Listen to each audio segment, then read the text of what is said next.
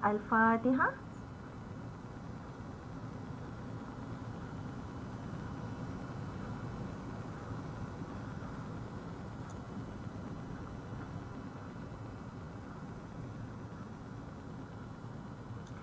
Okay, thank you everyone for being here. Okay, I'm Leilawati binti Jeremy. I'm going to guide you on understanding qualitative research. Okay, so can you, if you can hear my voice clearly and you can see my slide, the slide that I shared, can I see someone to respond one in the chat box?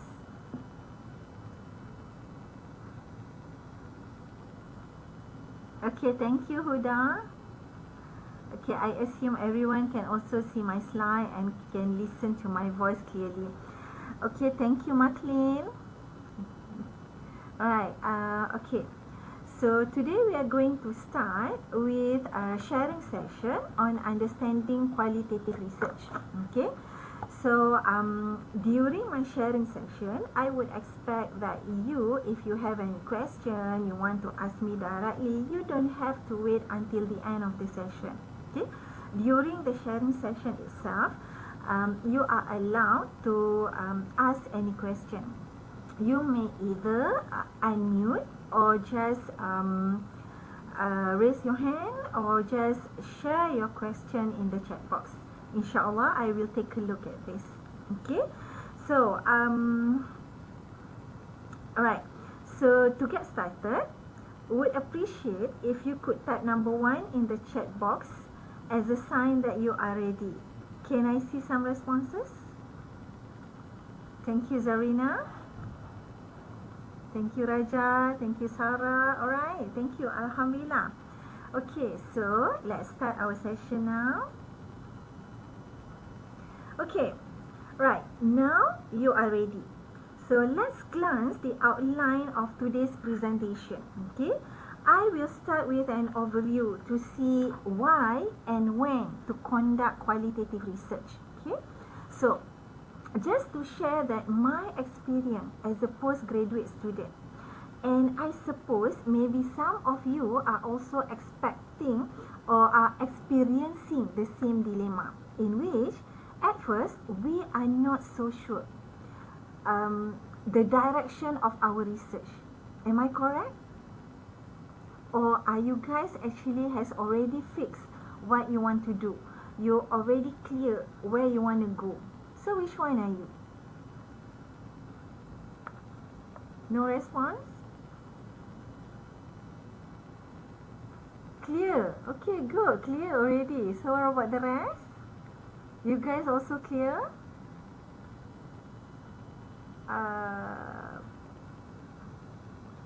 So I think I saw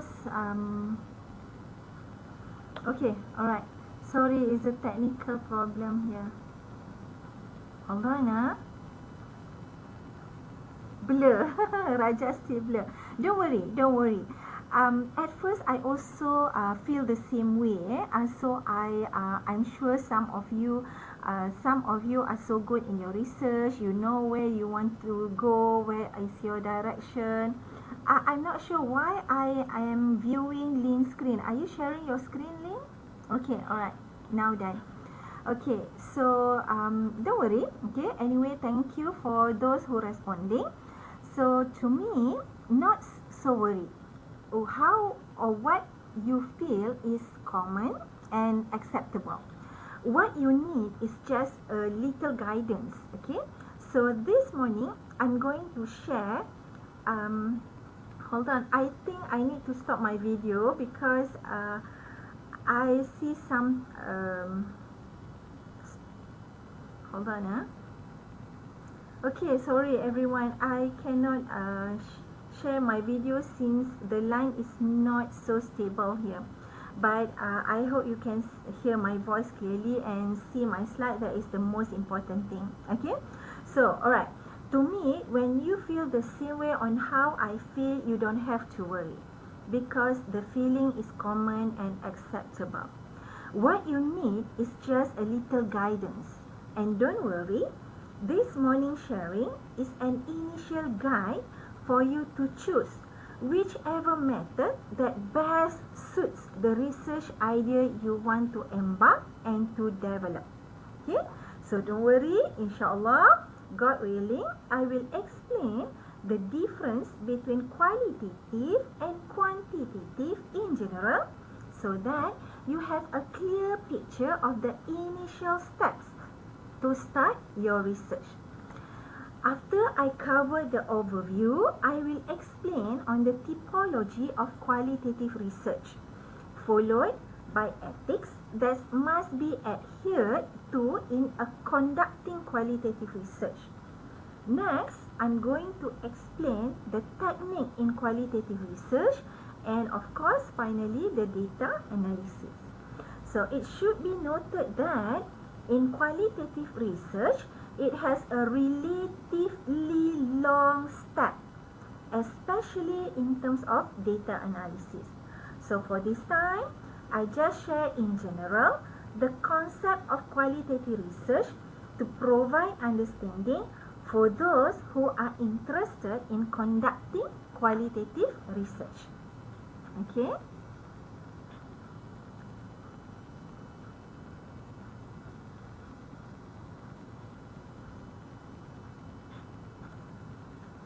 Alright, so this is a research paradigm that display before you. So for your information, a research paradigm is a research approach, or should I say a model that will serve as a guideline for you to develop research methodologies and for you to take on the research venture in a manner that is most valid and appropriate. Okay, in general, most research paradigms emerge from one or two research approaches. Okay, first, namely, is positive. Can't see the slide. Cannot see the slide? Yeah. Okay, hold on. Now can see? Yes. Yes. Oh, okay. So just now, did you see? No, you're just talking. Yes, okay. That's okay. Should I? Okay, alright. Can you just start Okay, again? this Yeah. is the guideline. Okay, this is the outline. So now can see? Yes, doctor. Okay. So I actually has gone to research paradigm. So you see the research paradigm, right? So I can proceed, right? Yes, doctor. Yes. Okay, alright, thank you. So as I mentioned earlier, research paradigm is important because this is a model. Yeah. So the research paradigm is a model that will serve students or PhD researchers to develop their research methodologies and for you to start on with your research venture in the manner that it is most suitable and most valid and most appropriate to your research. So, normally, in general, most research paradigm will emerge from one of two research approach. You can see from the slide, there are two research approaches, namely positivism and interpretivism. So, you know that this positivism as well as interpretivism are two approaches in research in general. Okay, how do you differentiate between positivism and interpretivism? Simple. Positivism is where the knowledge can be accessible through a process of a reason. For example, through a scientific deduction or through a mathematical evaluator. Okay. However, interpretism is more involved interpretation elements. So it is closely to a reality in which in positivism you need to understand it scientifically and do some mathematical analysis.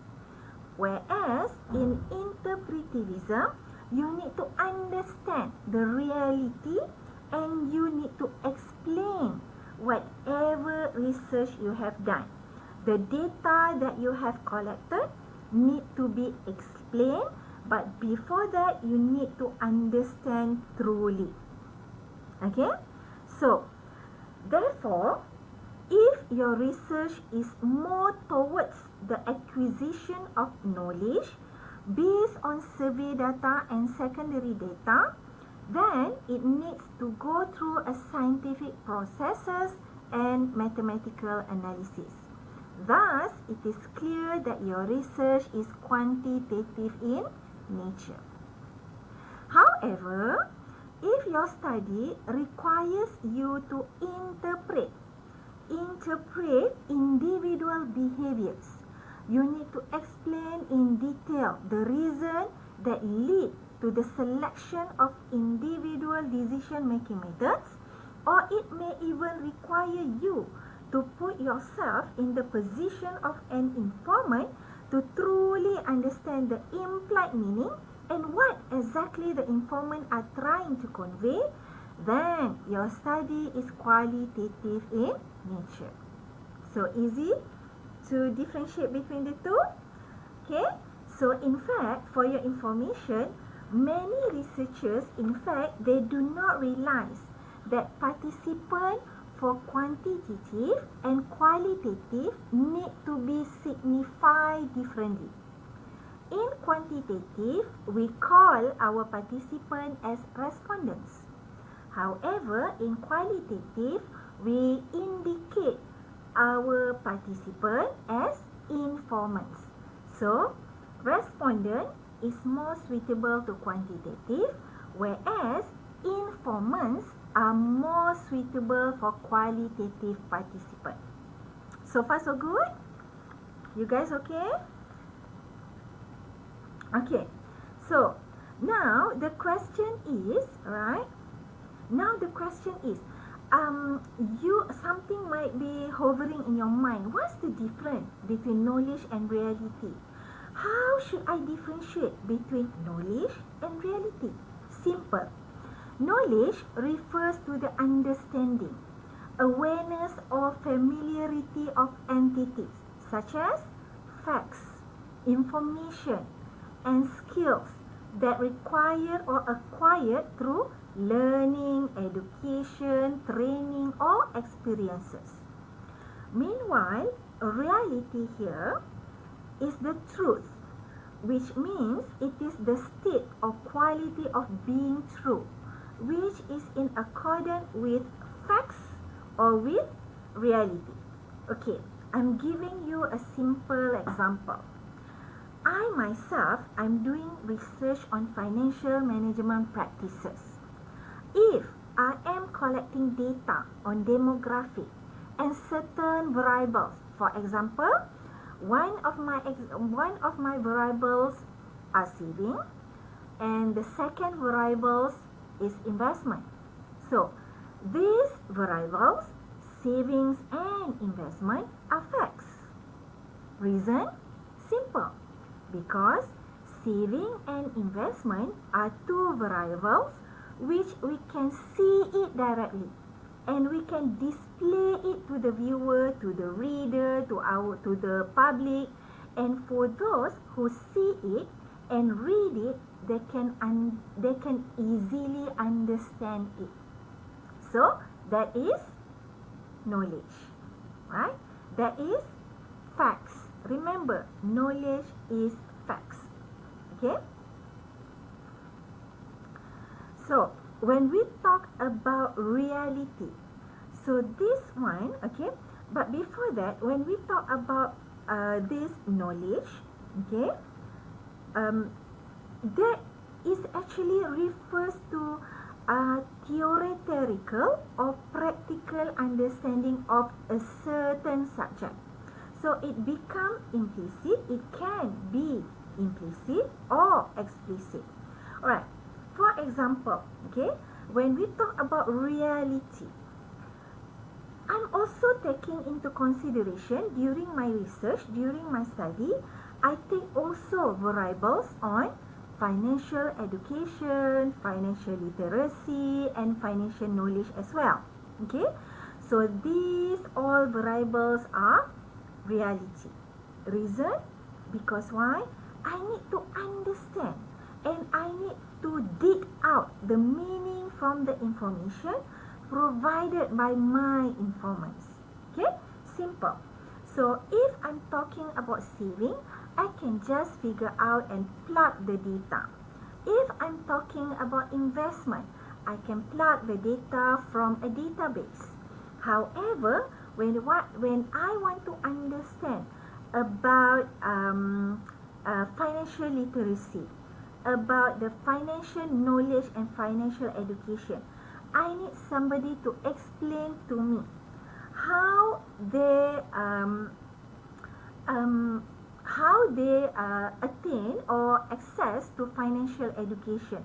I need to understand and I need to find the meaning from the information shared by my informants. Then this is qualitative. So easy. To make it simple, to simplify, a fact or a knowledge is a single piece of information. Okay. However, when we talk about reality, we need to accumulate the information, the technique and the skill. So the keyword here, if you take a look at this slide before you, the positivism, the keyword is positive. You know, you already have your hypothesis, hash null, hash 1. Okay. Interpretism comes from the word interpret. So you need to interpret whatever been shared, whatever been explained by your participant, or should I say by your informants. Okay. Alright. So far good. Alright. Now let's take a look at the research paradigm. So I summarize in this slide the simplest guideline for you to see the difference between qualitative and quantitative. Okay, so this is a research paradigm between qualitative as well as quantitative. So if you take a look at the qualitative, so the nature, it is more subjective, which means it seeks to understand human behavior and reason that governs such behavior. However, in quantitative, this is more objective. Okay? For example, I conduct research related to household financial management practices. Not only do I look at the factors that influence their behavior, but my study is more to understand what are the implicit reasons that cause informants to choose a particular method in managing their finances. So when I look at the influencing factors, for example, one of the factors I include as a variable in my study is savings, as I mentioned earlier. Okay, so I ask a question in my survey. For example, I write down in my survey the question, I make savings. Okay, this is for example, I make saving for future needs. Okay, so this is the question need to be answered by my participant. So I offer options. See, I offer options here to my participant to choose using a Likert scale. This is a Likert scale. I hope you can see the slide with my cursor. Okay, my cursor mouse here. So this is my question. In the questionnaire, I make saving for future needs, and I give option to my participant using a Likert scale so that their answer were in the range between strongly disagree to strongly agree. So they had to choose between scale 1 to scale 5. Example. So here I have actually limited the choice of answer from strongly disagree to strongly agree. And this method is actually geared towards quantitative. Why? Simple. Because it satisfies your desire as a researcher to know whether your participant agree or disagree with this statement. Right? Clear? So this is quantitative because you have limited the choice of answer to your participant. Because these are the only variables you want to know. Whether your participant agree, disagree, neutral, or strongly agree or strongly disagree. However, given that my study was not simply looking at saving variables alone, but at the same time, I wanted to also know in more depth the reason, the causes that influence the informant's answer. Okay? Now, on the assumption, the informant says that he strongly agree with the statement, I make saving for future, and he strongly agree. He click or he colored the strongly agree circle. Okay? So, because I think I need to know in depth, I need to know further, I need more information on this statement. So the next question from me was, can you share why you believe that it is important for you to save for the future? And by having that question, I asked him, so he has no choice but to explain it in more detail. Obviously, there is no wrong or right answer. What I need is to take into account all the words he uttered for me to analyze and get the real meaning implied. Then, when I need to interpret his explanation, this is what qualitative study is all about. Okay? Because it is subjective. You need to interpret. So qualitative, remember, it is more toward interpretivism. So it is more subjective. You need to interpret. You understand that he agreed, he strongly agreed to make saving for the future. But why? Why they believe, or why they agree, or why they strongly agree that it is needed to make saving for the future. And they will explain to you using their own words. So you need to interpret their statement. Alright? So the method used in qualitative are, alright, can you see this? Interview. First, interview.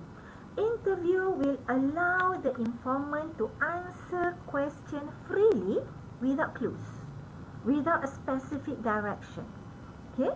If you are talking about quantitative, take a look at this example below here.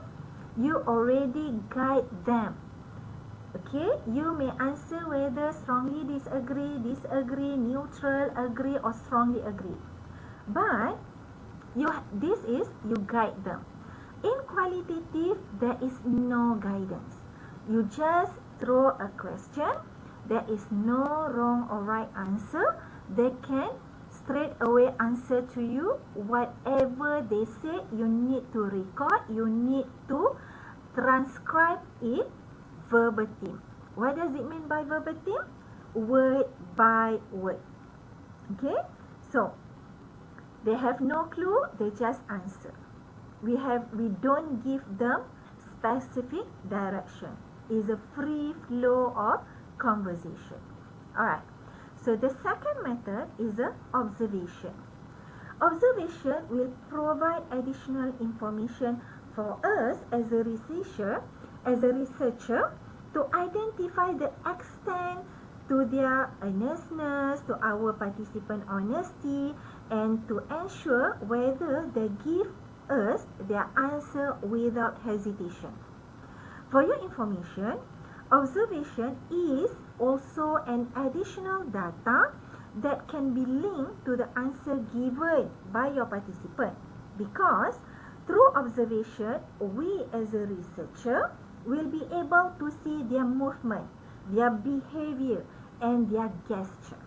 Okay, so we observe from the interview plus observation. Interview is where we ask question, and when they answer our question, not only we record and listen to their answer, but we also observe how they answer our question. Is it the answer given so fluently, so smooth flow, or are these answer given with a lot of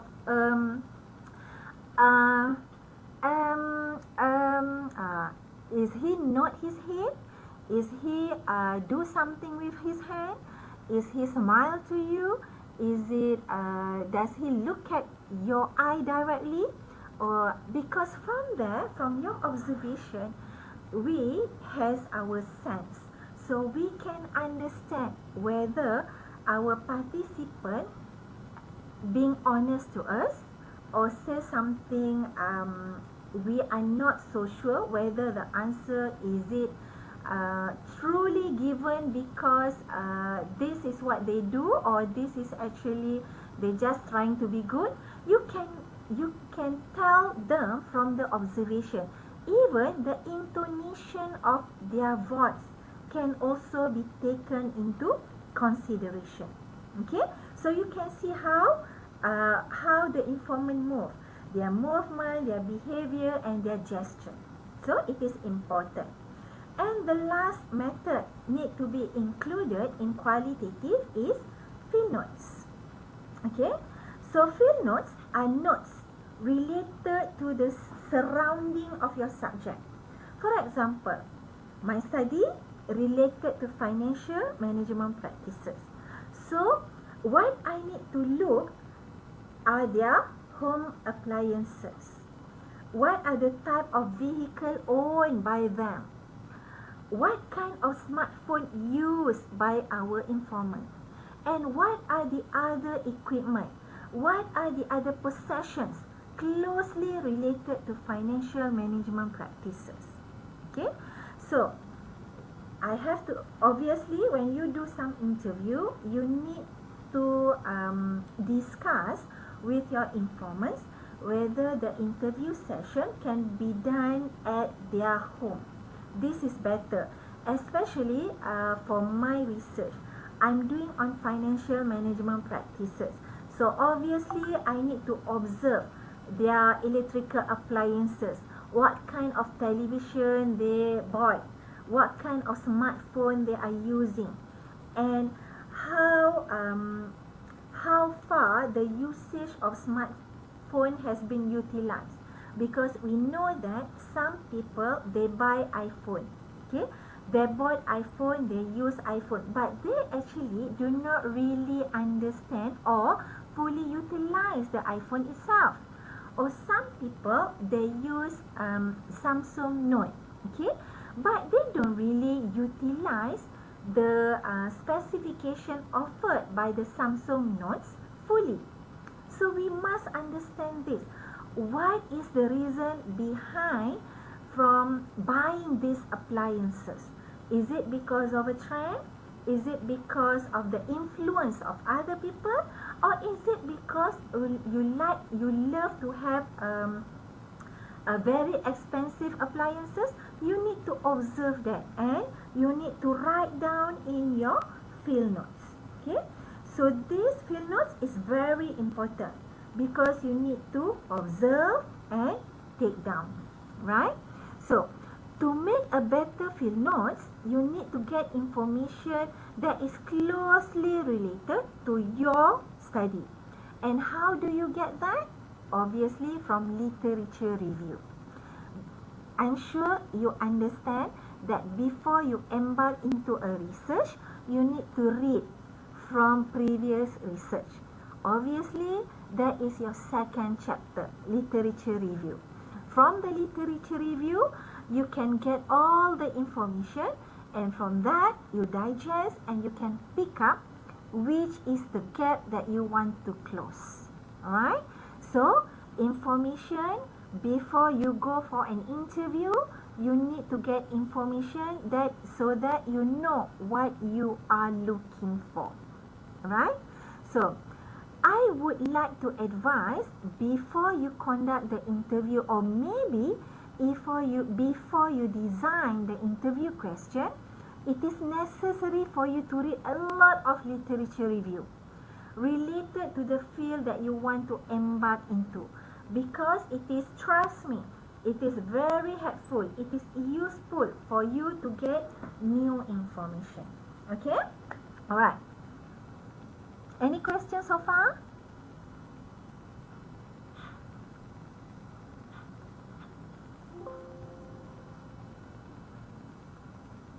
Okay, thank you, Huda. So I hope everyone understand. Alright, now let's take a look how the qualitative is different from quantitative. Because you know what? Especially in business, for those who are taking economy, I'm from economic study. I'm economic lecturers, and my study is on financial.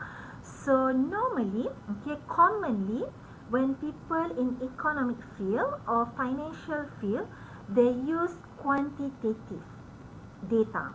Okay, you can just plug the data from database, and then you do some assessment, some analysis towards the data. However, I'm doing qualitative.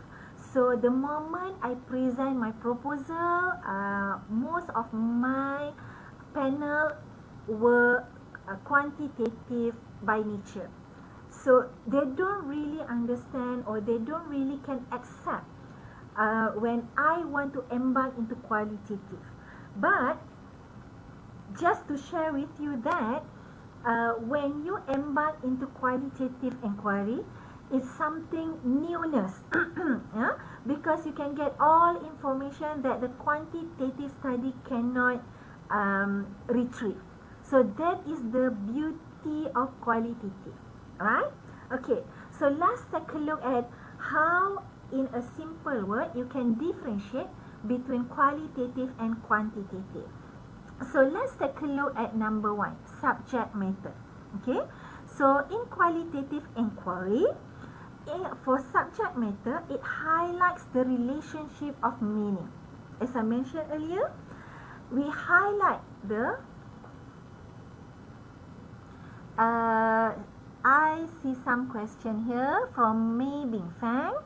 When can I use mixed method, and what should I pay attention to? Okay, for me, Bing Fang, in order for you to choose which method, as I mentioned in the beginning, you need to first read your LR and find out what are the gaps you want to close. When you use mixed method, okay, if you want to analyze your primary data using quantitative, thus qualitative become your backup. Not to say your backup, but to strengthen, to answer your objective once you have analyzed your data using quantitative. On the other hand, if your primary data are qualitative, then you want to strengthen your data by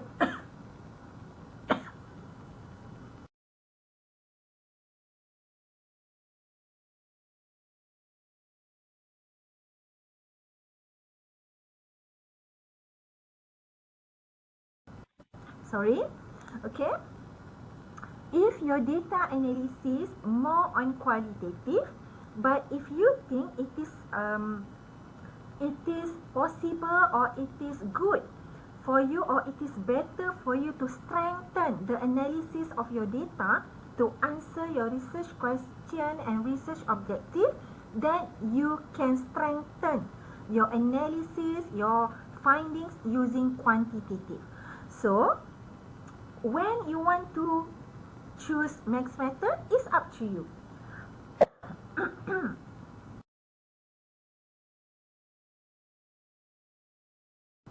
Yes, Mei Bing Fang. Yeah, if your first primary data is quantitative, but you know that you cannot close the gap, it is Many people has done your research. We cannot say that our research is the primary or the prime one or the first one to embark into. No. Your research has been done by many previous researchers. We know that. So your task is to close the gap. Your task is to do something newness. And how you want to close this gap? Maybe if the research is so much on quantitative, you can choose qualitative, so that there is a methodology gap. You can close the methodology gap because previous researchers has done a lot using quantitative. So now you want to enhance your findings using qualitative. Or if you choose both quali and quanti, so you must choose the primary and the secondary one. If your research, you want to do it on quantitative, but you want to enhance with additional finding using qualitative, thus qualitative will strengthen your quantitative data analysis, and vice versa. Okay, so I hope I answer your question, right? So next, let me continue again regarding the subject matter and qualitative. So in qualitative, it highlights the relationship of meaning. Okay, for example, if you take a look previous slide. Okay, if we take a look at this previous slide,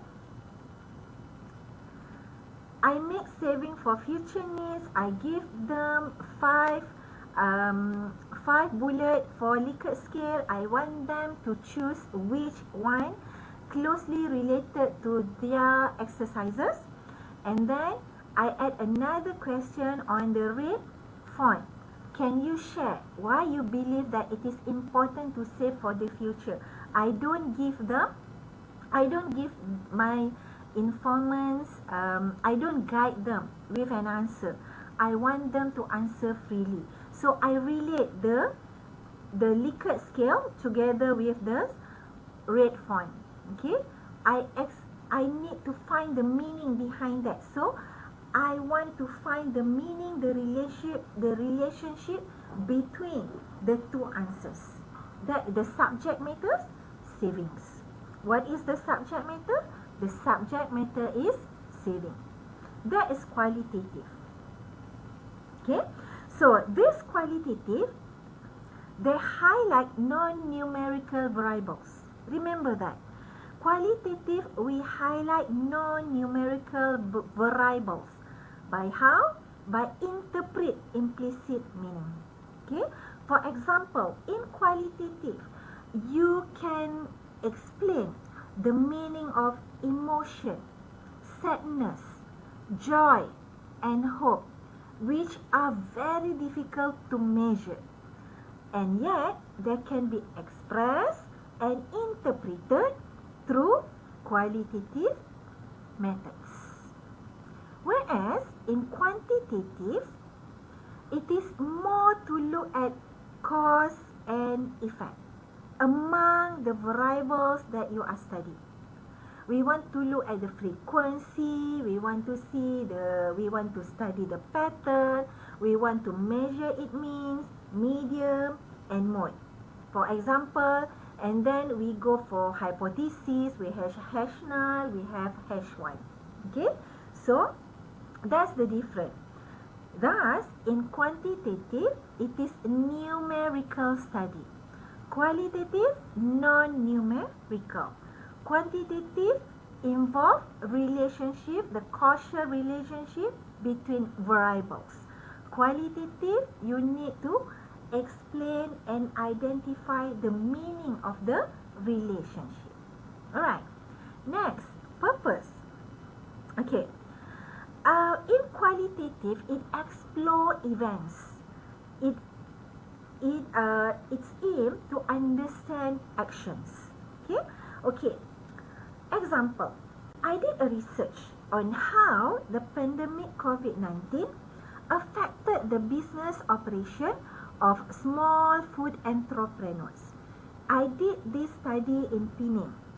So I explore the events by taking into consideration of the impact of the pandemic COVID-19 on the emotion of small entrepreneurs. How this pandemic COVID-19 affect their daily life, their marriage, and their spiritual strength.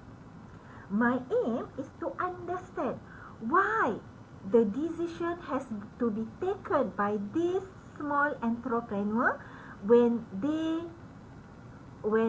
plan to change their business, or maybe how they want to continue their business. Okay, I want to understand why they make a decision, why the decision has been taken.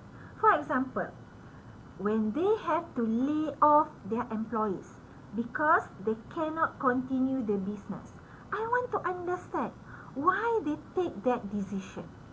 Okay, and I want to understand why among their employees, why they choose to be someone to be laid off, and what are the reasons to retain the other one.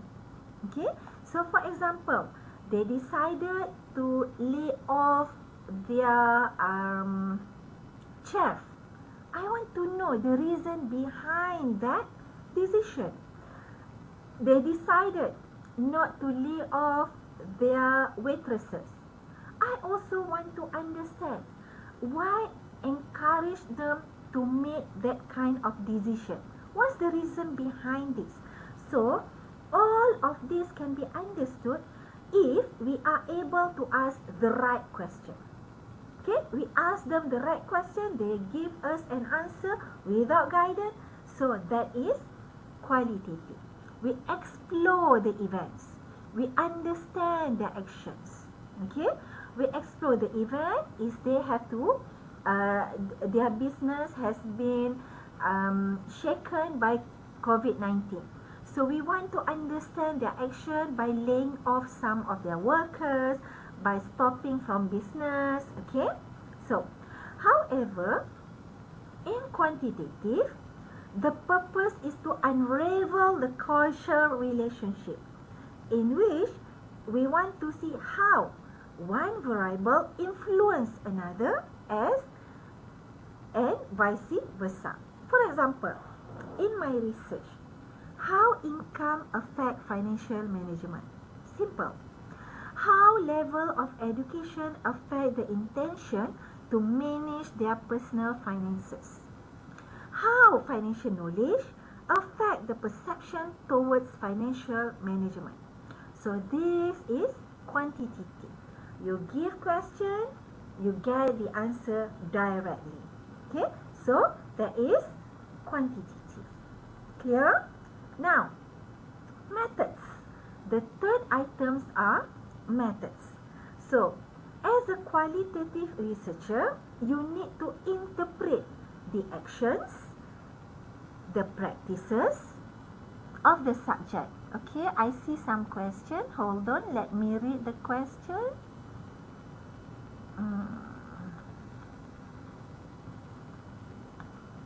Hold on, yeah.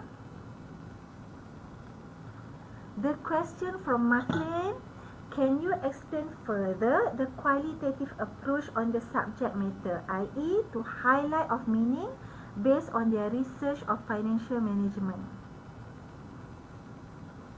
Subject matter, to highlight of meaning based on their research of financial management. Okay, as I mentioned earlier, McLean, okay, on subject matter, okay, the subject matter here is the financial management. The subject matter is a financial management. Alright, so I want to highlight the relationship, meaning when I ask the question, remember when I show you one more time. So this, can you share why you believe that it is important to save for the future? So this is part of financial management variable. Okay, saving, investment, financial knowledge, financial literacy are among variables used in the financial management, right? So saving. So now, how do I relate this subject matter? My subject matter is a financial management. So when they say, for example, when I ask this kind of question, one of my informants said, okay, I actually don't have much money because my salary is not so big. So I don't really can save every month, he said. So what I do is that I um, I play kutu. Do you aware what is kutu? K-O-O-T, kutu. Kutu is something that you have among your friends. You collect some money. For example, you have 10 friends among you, and then you every month you accumulate money, and you do some random chosen. So which month from January up to October? So January, one of your friend will get the money. Second month, the other people will have the money. So the money will be accumulated every month, paid by the members agreeable. So this is part of the saving done by one of my informants. To them, they have to pay. Like it or not, they have to pay because it is forced. It is known as a forced saving. Okay. So how do I relate the relationship? I highlight the method used by this informant in order to be part of their financial management. So, is it clear, Maclean? Understand? Maclean, is it Yes, clear? doctor. Yes, doctor. Yes. Clear, eh? Okay, good. Alright, Yes. good. Okay, so, okay, hold on. Where do I stop? Okay, I think I should proceed with methods. Okay, alright. In qualitative, you as a researcher, you need to interpret. Remember, interpret. Okay, interpretism is us. So you need to interpret the action. You need to interpret the practice of the subject. So here, subject. This is subject matter. This is subject. What's the difference between subject matter and subject? Subject matter, if in my research, subject matter is a financial management. Subject is my informants. So, I need to interpret their action. Their action just now, I mentioned to Maclean, their action is to play kutu with their friends. And they understand that as a forced saving. So, the practice, they make it every month. They make it as a habit for every month. So that is their method. So I need to understand, I need to interpret their action and what they do. When we say practice, they do it frequently. They do it regularly. Okay? So you need to interpret this. However, bear in mind, it is not limited to the answer provided by informant. However, it also, you need as well to interpret the way they answer the question, their body language, their gestures. The reaction will need to be interpreted together with the field note and observation. You observe how they answer the question, the intonation, how the body language move, how their hand move, the gestures. So all these reaction you need to interpret together with the field notes and your observation. However, in quantitative, you only want to see how one variable correlate with another variable. The correlation is very important in quantitative. So when you take a look at the items from subject matter, purpose and methods, obviously you can see that qualitative, it give you enrich. They will enrich your data analysis. They will enrich your findings. Okay? There's no limitation in your qualitative inquiry. However, it takes longer time. It is tedious to be completed. as compared to quantitative. Quantitative is very simple. You can get the answer directly. However, it is difficult for you to find newness in your quantitative research. However, in qualitative, mostly the answer would be different. It is easier for you to get new theme for your findings, right? So let's take a look at the materials. Materials in qualitative. Of course, there are two main types of data. I'm sure you understand there are two types of data. The first one known as non-numerical, or also if you read some books, they don't put non-numerical, instead they put categorical. Okay, so you categorize your data. It is non-numerical. You cannot count it. Okay, numerical data, on the other hand, in quantitative, as the name implies, it reflects the numbers. It refers to numbers. So numbers, it is expressed with digits. Numerical is the word describe the number. Okay, for example, 4. 4 is a numerical. And the digit representation, the number 4 is number 4 itself, the number itself. Okay, the numerical is F-O-U-R, 4.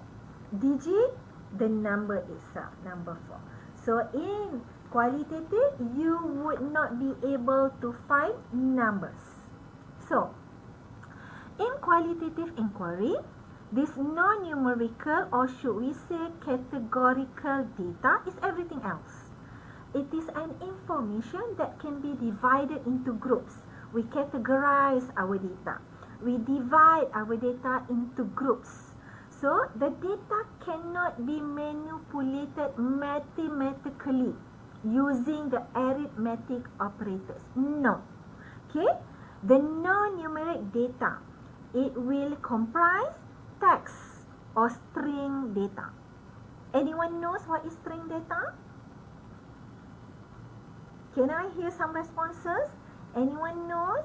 Do you have any idea what is string data?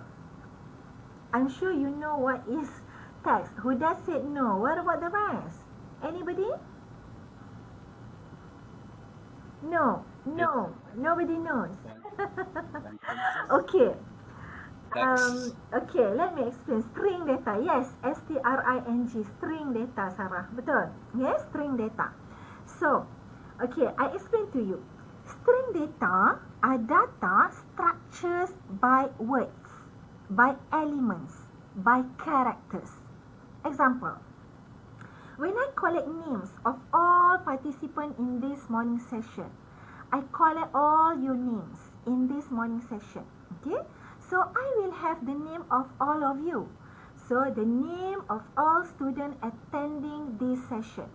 And each of name is what we call a string. When I organize all your names together, I form a list. And a group of PhD students who are attending the webinar by the title of Understanding the Qualitative Research.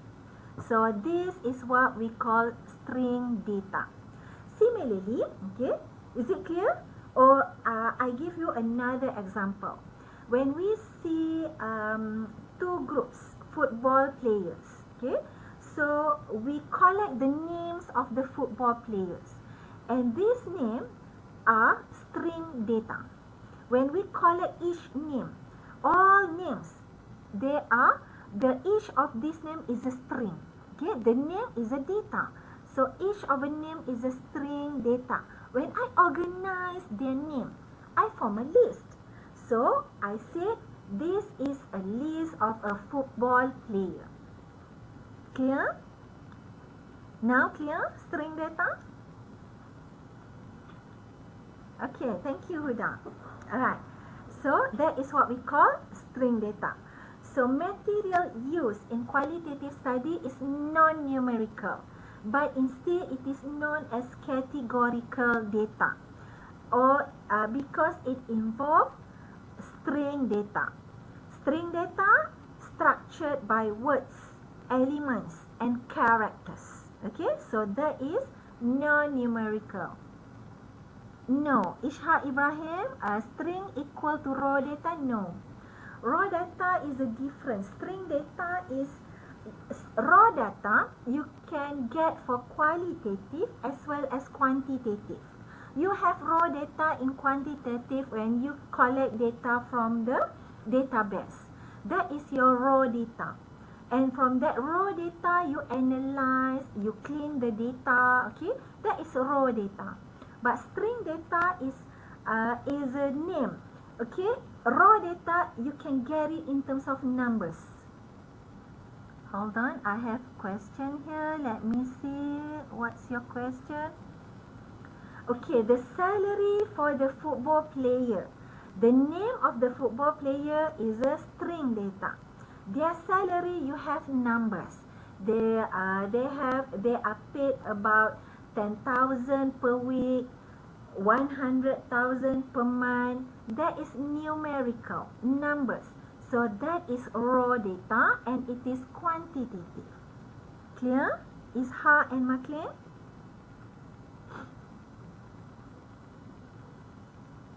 Okay, Huda, good. When we convert the names to numbers, it will be quantitative material. How do you want to convert names into numbers? You cannot convert names into numbers. However, you can indicate names into numbers. For example, we have names. If I take into example your group, all of you are students.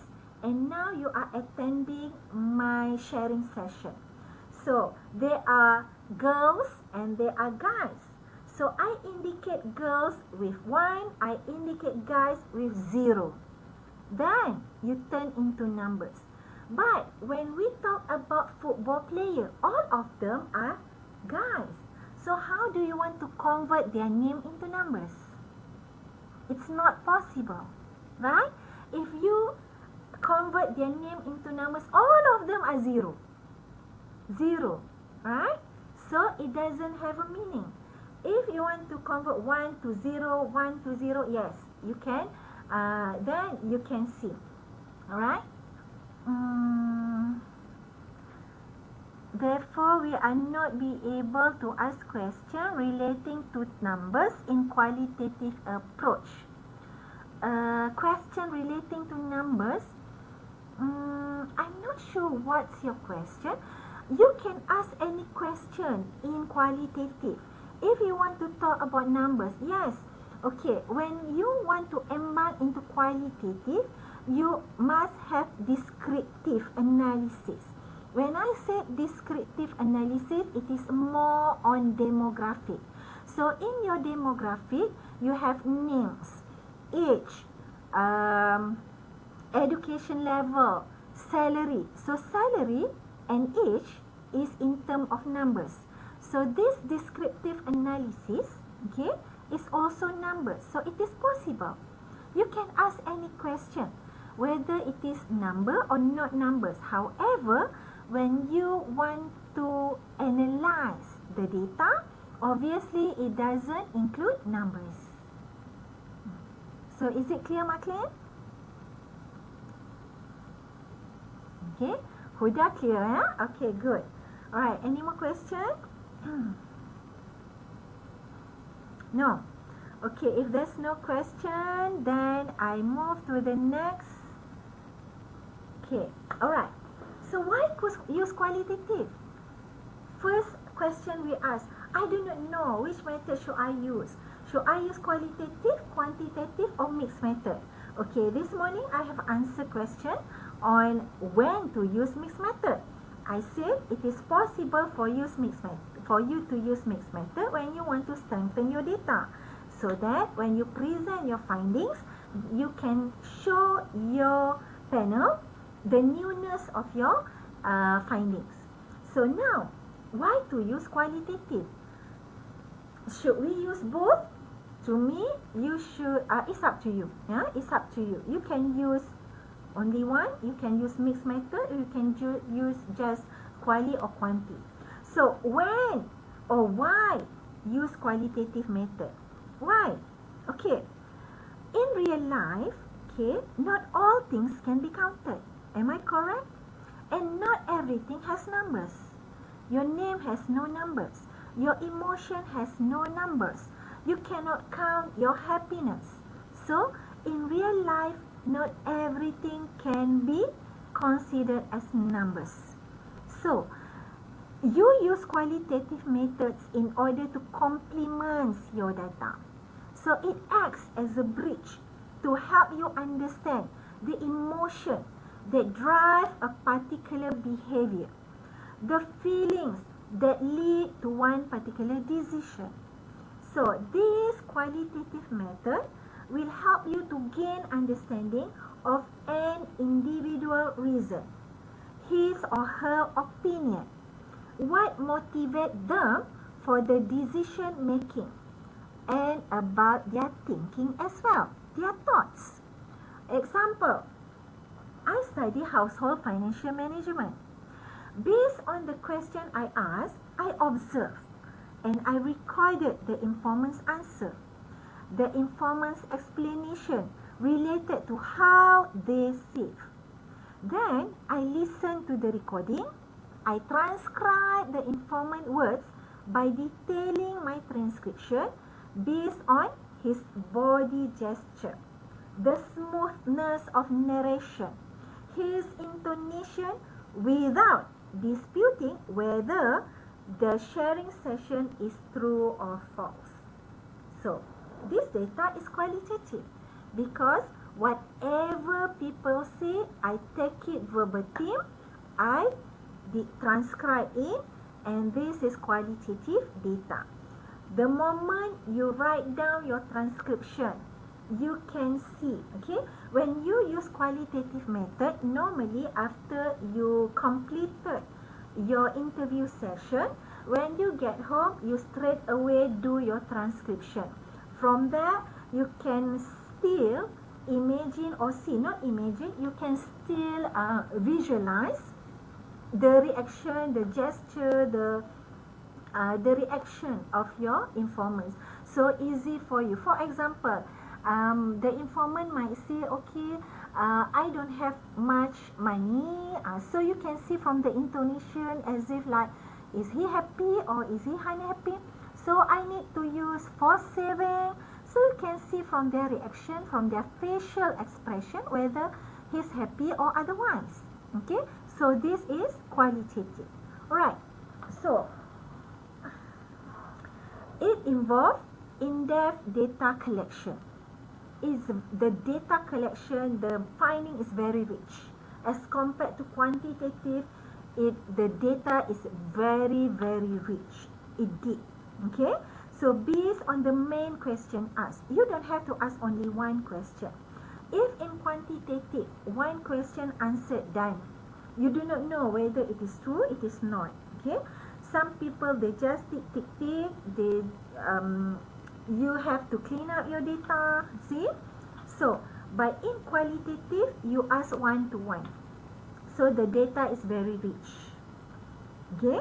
So when you ask question, from their answer, if you get the answer is not really answer your research question or achieve your research objective, you need to be smart and quick in thinking. Ask additional question. Ask subsequent question. So that they can ask this question must be asked based on the answer from the informants. So that you can obtain data enrichment and achieve your study objective. Okay?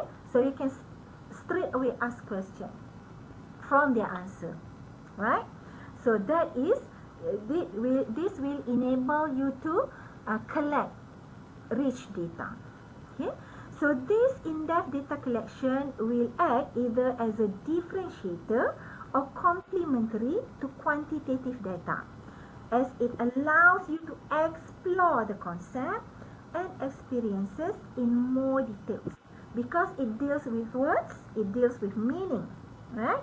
For example, the variable measured in quantitative analysis normally using test hypothesis, right? Okay, so This test hypothesis can be explored further using qualitative. Okay? Alright? So far so good? Any more questions? So far can follow? Anybody lost? Okay, thank you, Huda. Okay? So, at the same time, qualitative method will generate new ideas. Okay, thank you for those who are responding. 2022520767. Okay, thank you.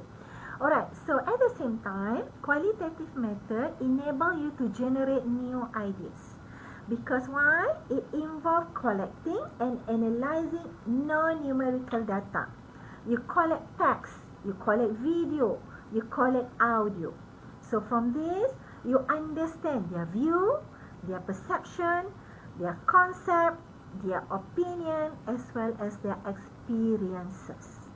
So these all data, non-numerical data, can be used to gather in-depth insight into a problem. Or it can also generate new ideas for research. Because why? It allows you to ask questions which you cannot easily put into numbers, because you cannot numbers human experience. No, you cannot. But you can categorize their experience. Okay? So, in addition to it, this qualitative method will equip you with better tool to address a greater range of research problems. Thus, it will be enabled to fill in blind spots, okay, especially in social sciences. If you are doing a business study, then we are in social sciences. However, if you are talking about finances, Islamic banking, economics, normally people use quantitative. If you are in other social sciences, for example, marketing, retailing, as well as office management, mostly they use qualitative. However, do not limit yourself. You, even though as myself, I'm in economics department, I use qualitative. I study on financial management. So, I managed to narrow the gap on methodology, as well as I managed to enhance the literature of financial by using qualitative. So that is the newness in my study. Okay, so I give you an example. When I said that I was in financial management study, so if you take a look from literature review, past study, you can see that many abundant of related research on financial management, but they are using quantitative, and mostly they are directed to identify deficiencies inherent in financial management failures, and these are all quantitative. So when I use qualitative, I managed to explore the best practices of financial management which have not been explored by quantitative researchers. So I managed to give a newness significant in my study. Alright, the last part, qualitative method is most popular among social science researchers. Because why? Because it managed to provide in-depth understanding of the ways people come to understand, to act, and to manage their day-to-day situation, their daily activity in one particular setting. When I say one particular setting, it means that in their own world. I'm sure you've been heard about they are popular in their own class. So there is in particular setting. Okay. So in my study, at their M40, so that is particular setting. At their urban situation, so that is at their home, at their own family, so that is situation in particular setting. So, and furthermore, Using qualitative method, it gives freedom for the informant to disclose and to share their experiences, their thoughts without feeling any constraint. Okay, because they don't feel restricted. Okay, so when the qualitative research do the interpretation, we will understand the social reality of individuals because we put ourselves in their shoes. We try to be friend with them. You will feel so close with them because the interview session that you make is like a normal conversation. Of course, obviously, before you start the interview session, you must make them comfortable and cozy. So you need to ask, not straight away ask question. Yeah? You need to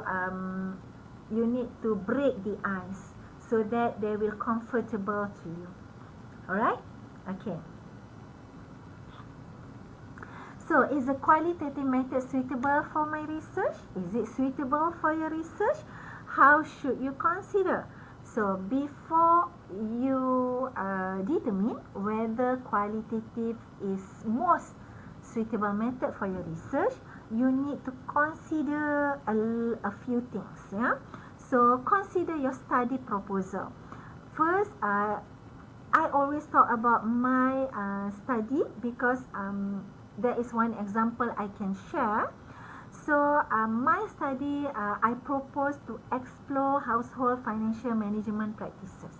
So, first, you need to consider what exactly you are looking for. So, to answer my study, okay, my study is on exploring household financial management practices. Okay, so what exactly am I looking for? I intend to analyze individual practices in managing personal finances, their everyday activity, their practices. So this is what I'm looking for. And then, how deep do I want to study it? Not just looking at the influencing factors, but I would like to get additional information such as who influenced him or her to adopt the method and why he or her accepted the idea. So you cannot put this statement in a numbers. You need them to explain to you. Okay? So these are the additional information that I want to dig out. Right? So, and then the third you need to consider, how did previous researcher address this problem? Okay? Obviously, you need to review literature review. You need to review LR on the relevant topics. And you need to find out the quantitative method is the most common method used in my study. So, very little people, very little previous researcher using qualitative. So, I'm sure I can close the methodology gap. So, I use this. So, I choose qualitative. Right? And next, what's the contribution obtained with the chosen research method? How do I contribute? Because remember, when you conduct PhD study, you need to explain your contribution, whether to the country, to the policy, to the people, to the society, to the certain small entity. You need to explain what's your contribution, what your study contribute, can be used, can be learned. Okay? So, in my research, to consider how it contribute to the existing LR, existing knowledge, I discover new information that has not been identified earlier. Okay?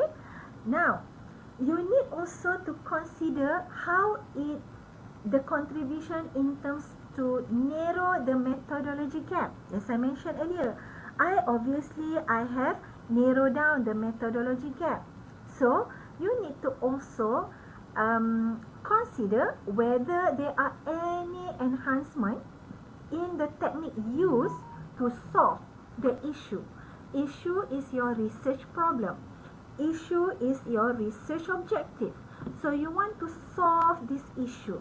So is there any enhancement in the technique? If you are talking about my research, yes. The technique used previously using questionnaire, using Likert scale, you can get the answer directly. But I use an interview technique where I can gain rich data. I can learn their emotion. I can interpret whether they are talking, they are lying or they are telling the truth. Obviously, you can know. Alright? So that is the contribution. Then finally, I decided qualitative is the most suitable for me. Okay? So is it clear? Any question? Are you guys okay? Doctor. Okay. Yes? Okay, this page, do you see this before you do your research or after you have done the research? To decide on your method. Yes. Okay. Before you do the research. Okay. First, you need to study your LR. Obviously, okay. Before you study your LR, first step, you must have an idea, right? You already have an idea what you want to do, what you want to embark into your PhD study. Just an idea. Okay, from that idea, how do you want to embark into this idea? How do you want to enhance the idea? By doing LR, okay, literature review. For example, my idea, I want to talk about financial.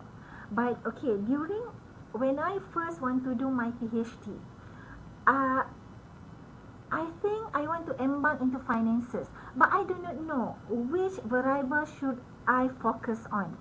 So financial, I know is a lot. They have saving, investment, financial literacy, financial knowledge. I do not know. So I have a topic. So my idea is on financial. Now, what do I want to learn? So I review literature. I go for 5 years current literature so that I can find what are the most talkable topic, and then I relate it. I find a problem. So I understand that people. I find out that many people go bankrupt at the early age. So I already find something there. Then after I find out everything, then only from the literature itself, you can take a look at their methodology. From there, you can see that the method is quantitative, the data used. From there, you have already decided which method you want to embark to make your research or your study different from the one that you have read. So you have decided from there. Boleh? If you start late on your method, you do not know. Okay, I have a study, I have a topic, but I'm not sure whether I should go for quali, quanti or mix. Then you are wasting your time because you need to study all these 3 methods. If you already have decided based on your literature, then you only focus on qualitative analysis. So you can get a lot of information there. You already focus on your study. You don't waste time. So is it okay, Maclean? I answer your question? Yes, Okay. Doctor. Alright, okay. I hope everyone also have that idea. So can we take a break? Do you guys need a break?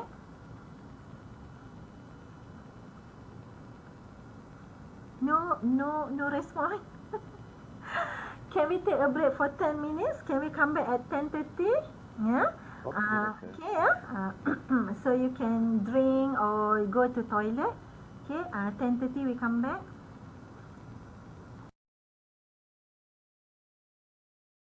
I assume that you can see the slide. Okay. So now, let's see what are the 5 types of qualitative research. There are 5 types of qualitative research. The first one and the most popular one is known as phenomenological method. This is phenomenological method.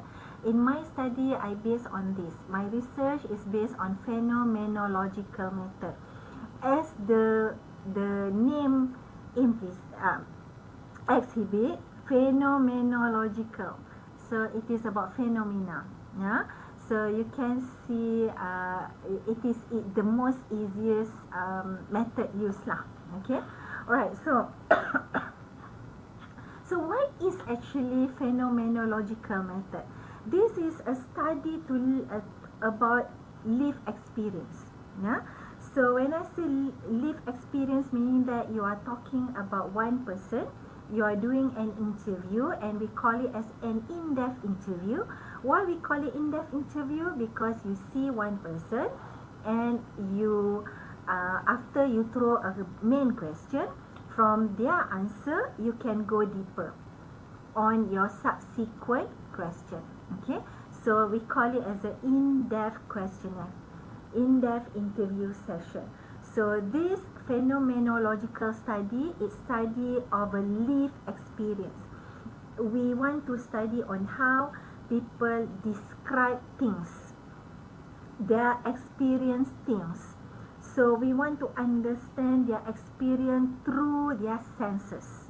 Okay, so from this phenomenological study, we explore how human beings transform experience into consciousness, and we interpret the meaning. Obviously, we don't interpret the meaning lead or live experience. Okay, hold on.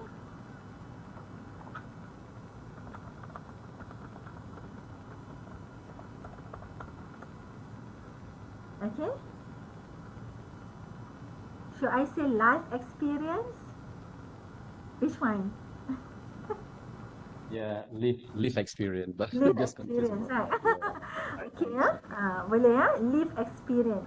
So they are really because you get information from the first hand informants.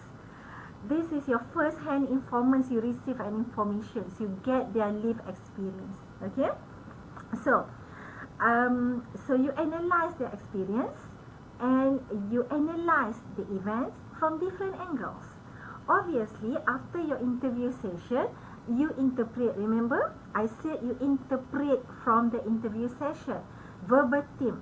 You transcribe the interview verbatim, and you interpret using your own knowledge.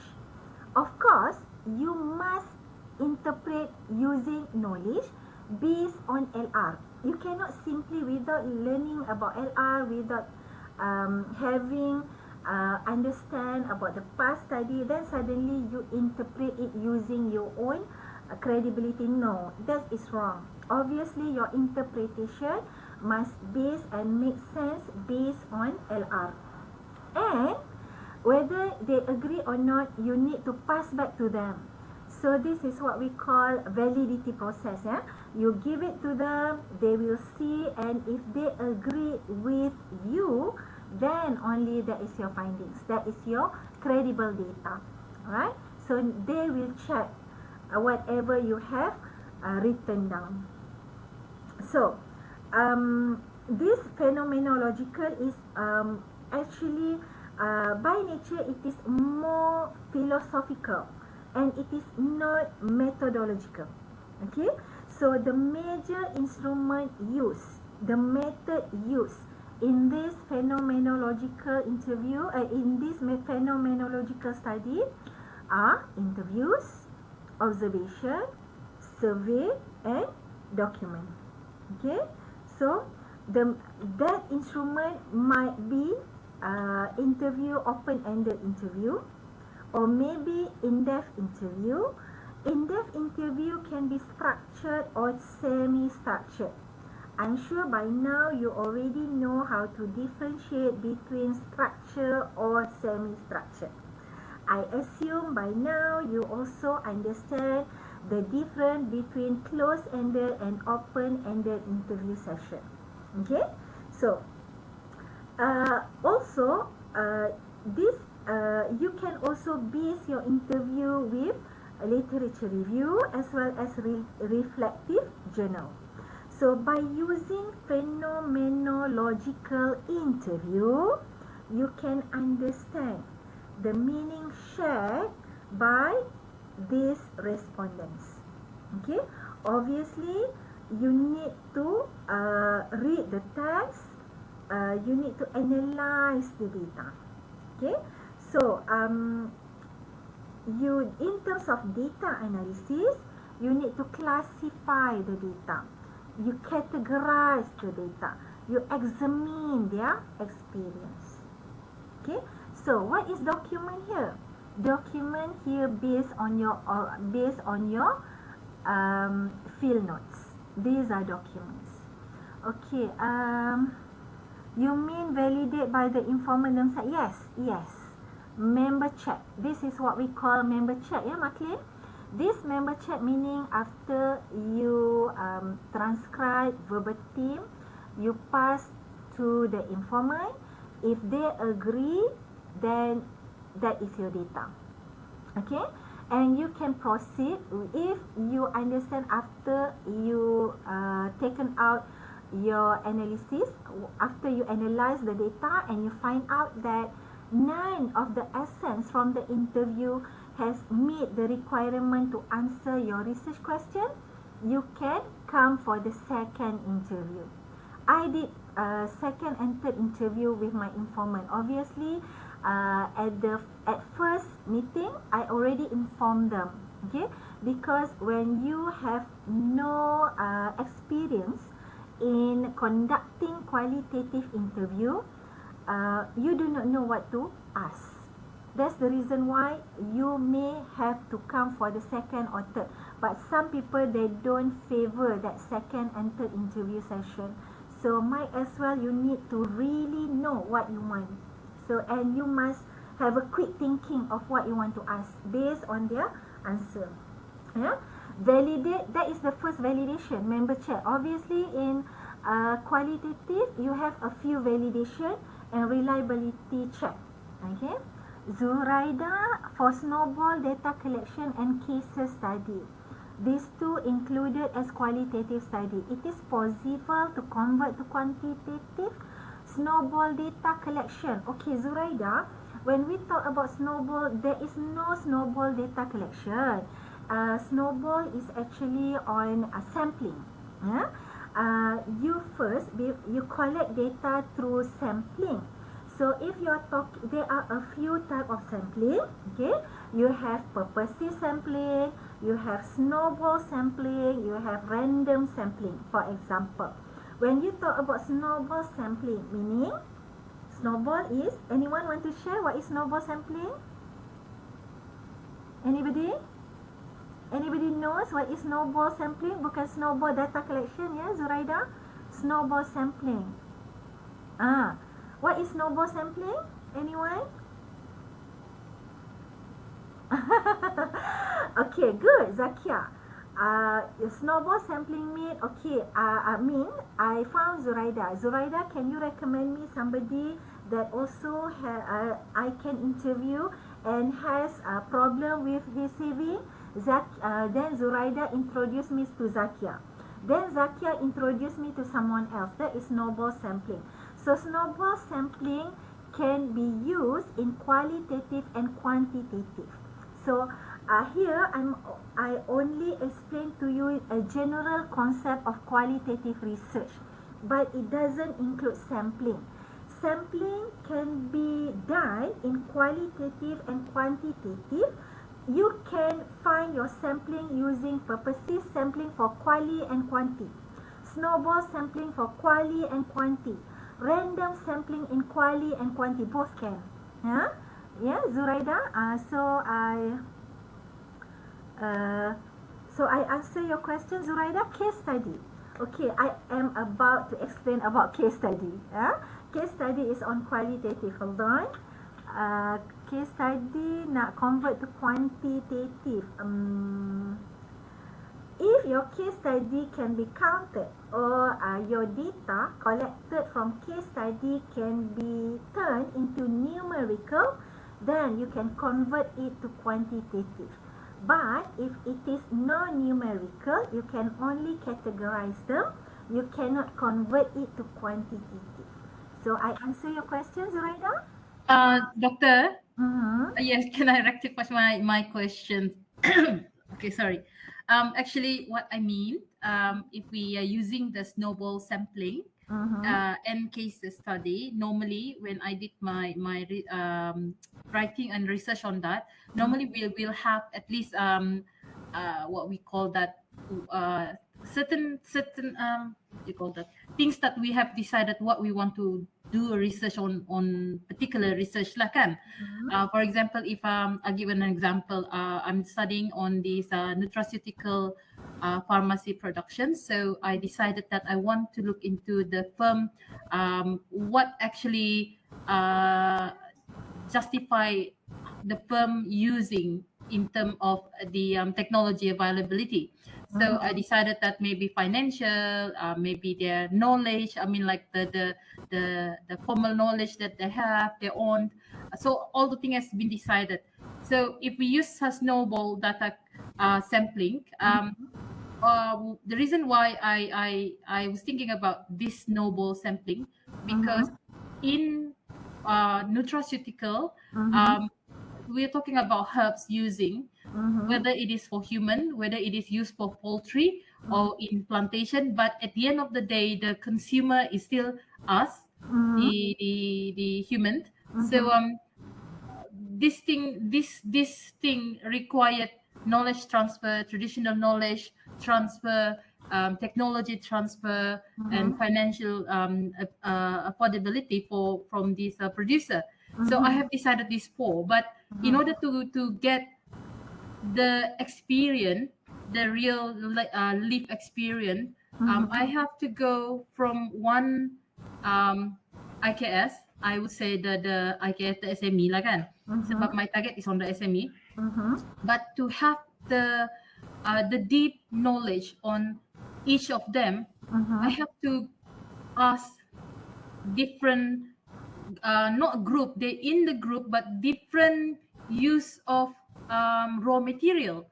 The only way for me to do this is I have to ask from one IKS, and then I ask them, do you have any other friends who's using nutraceutical productions or I mean like raw material? And they will show like, oh, this one is using apa ni, maybe they're using some raw material from dari hutan ka, they're collecting natural, and the other one they're planting it, and the other one probably just using what has been the products separuh siap lah.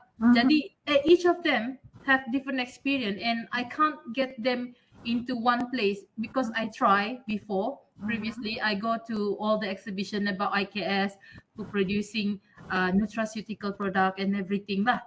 But it doesn't touch really deep on the one who's actually consume, produce, and actually have the knowledge, the traditional knowledge particularly.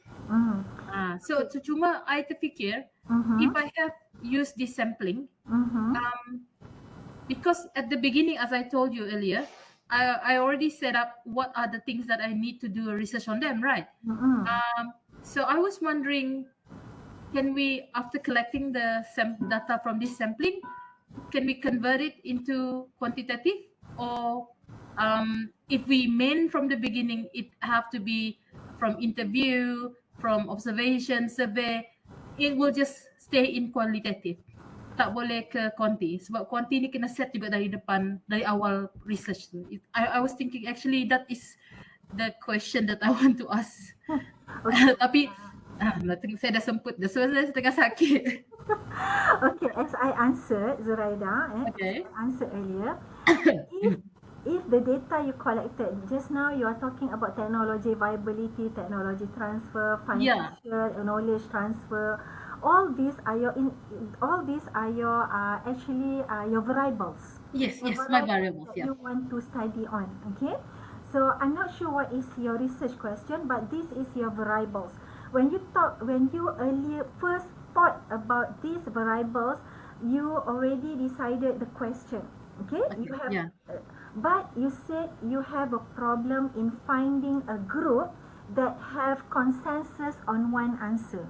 True. Yes. Yes. That is Yes. a data enrichment, because now what you said, you cannot get them together. You interview them at different time, right? And Exactly. they provide different answer. Most probably, to me, you have found your informant is not the correct informant. If you're talking just now about consumption, you are talking about the use of the herbs, the production, something. Hmm. If you're talking the use of herbs, so who are using these herbs? So when you talk about pharmacy, they are the one who are selling the item. They are not the one who do the production, right? Hmm. So you need to go to the producer, not the pharmacist. Pharmacists are Uh, people who sell the product. Producer are the one who produce things and use all the herbs for this nutraceutical product. yeah. Right. And Um. producer are also the one who have the technology, equipment, machinery, the knowledge, and they use financial in order to produce their product. So Mm-hmm, you mm-hmm, do not betul. go to the Yes. pharmacy, you go to the producer. Right. So Yeah. I'm not, Um. have you gone to the producer? Okay, dia macam ni, doktor. That's what I was thinking about from when I start the research is I could be able to find a group of people who have been groomed and having the financial aid and I mean like everything that they need to be a producer. But when I jump into doing my research and then I go and meet with this kind of people, Mm-hmm. um, because dalam in the nutraceutical study, Mm-hmm. there is a traditional knowledge transfer that I also have to consider.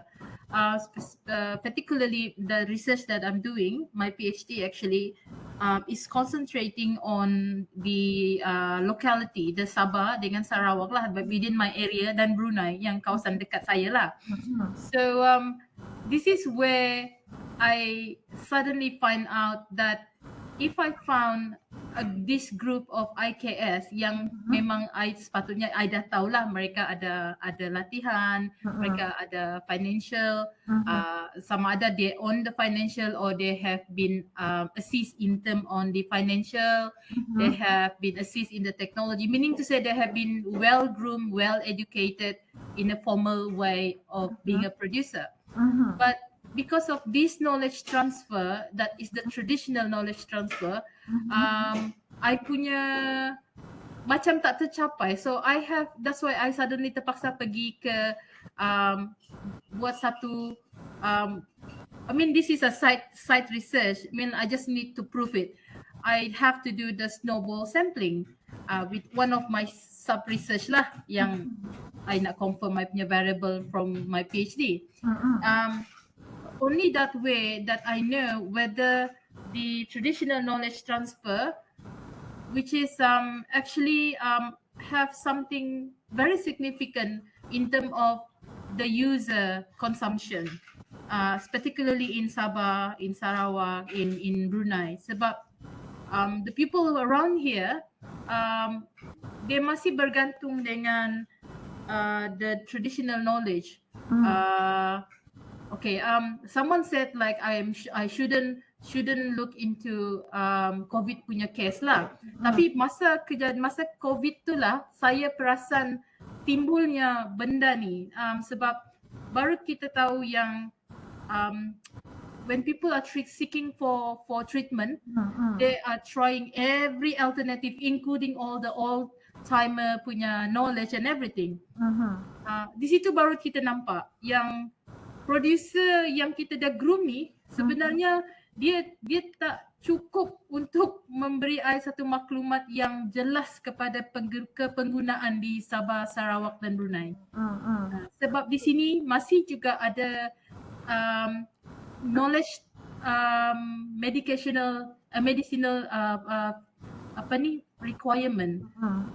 So people masih lagi bila dia sakit, dia walaupun modern medicine cakap okay kena buat ni, kena buat itu, tapi masa PKP tu, masa COVID sepanjang sampai sekarang lah, rupanya ada satu they call a wave of this all knowledge they come out. So itu yang saya ada buat satu lagi saya punya study. The best way for me to get this thing through snowball. So of course I start with those who have a formal educated, been grooming, all these producer. Tapi bila saya tanya dia, kita deep survey with them, dia pun bagi tahu saya buat benda ni sebab dulu mak bapak saya pun buat macam ni, datuk nenek saya pun buat macam ni. Situ yang okay. Lepas tu dari situ kan saya tanya lagi, di kampung kamu adakah semua orang tahu yang kamu produce benda ni? Dia cakap, ya dia orang tahu, tapi dia orang lagi tahu benda lain daripada ni. Dia jadi seronok. Cuma kan bila saya dapat all this information, saya jadi macam can it be converting back into a quantitative. Sebab sebenarnya on my research saya telah dinasihatkan jangan terlalu tamak. Sebab saya macam nak selamatkan dunia tau dulu dia orang cakap. So dia cakap, Zuraida, you have to go back into what exactly you want to do. Benda pertama adalah buat PhD you selesai. Saya dah banyak tertunda ni. Jadi bila saya fikir balik, saya dah attend Prof. Ramaya punya research juga. Prof. Ramaya pun ada suggest saya. So saya rasa I have to go back to quantitative. So I did, then I make my final decision, yes, it's a quantitative. But when I did this site research, obviously it's a qualitative. So I was thinking like, can I convert it into quantitative? Like that, doctor. Okay, Zuraida. Yeah. If you want to convert your data, okay, data is the things because you did an interview session with your informant. Data is the information shared by your informant. So if the data can be converted into numbers, you can convert your data into quantitative. However, if all the statement cannot converted into numbers, it is non-numerical, you can only categorize it, then it is already qualitative. Okay. When doktor cakap convert tu, maksudnya macam mana doktor? Yang maksudnya as I mentioned earlier, for example, you ask question. Okay, when you want to do qualitative, of course, you will take a look at your research question. Okay? Yes. So that research question is your research objective. From that research question, you can already foresee what answer you are expecting for your research question. So when you do your interview question, you have what main question and probating question. So this subsequent question is coming from the answer provided by your informant. So this main question, if you ask wrong question, you won't get an answer. So to me, I see why you didn't get what you want, because maybe the answer given by your informant is not what you expected, or maybe because they answer your question directly and you didn't manage to quickly think about next question. For example, I'm giving you an example. You tanya, okay, what is the first question you ask regarding the traditional knowledge transfer? One question. Okay, the first question I will ask about is, have they used the traditional way in using the nutraceutical product lah? That is already wrong. When you ask, have you used, they can answer yes or no. Uh-huh. you do your question for qualitative, you want rich answer. So you cannot give them option to answer yes or no. You cannot. Okay, if you take a look at my question here, Mm-hmm. I shared earlier. So for everyone else, can you see the question that I shared here? I didn't ask, Okay. did you save, have you done any saving? No. You cannot expect them to answer yes or no. You must Ah. construct your question so that they have to explain.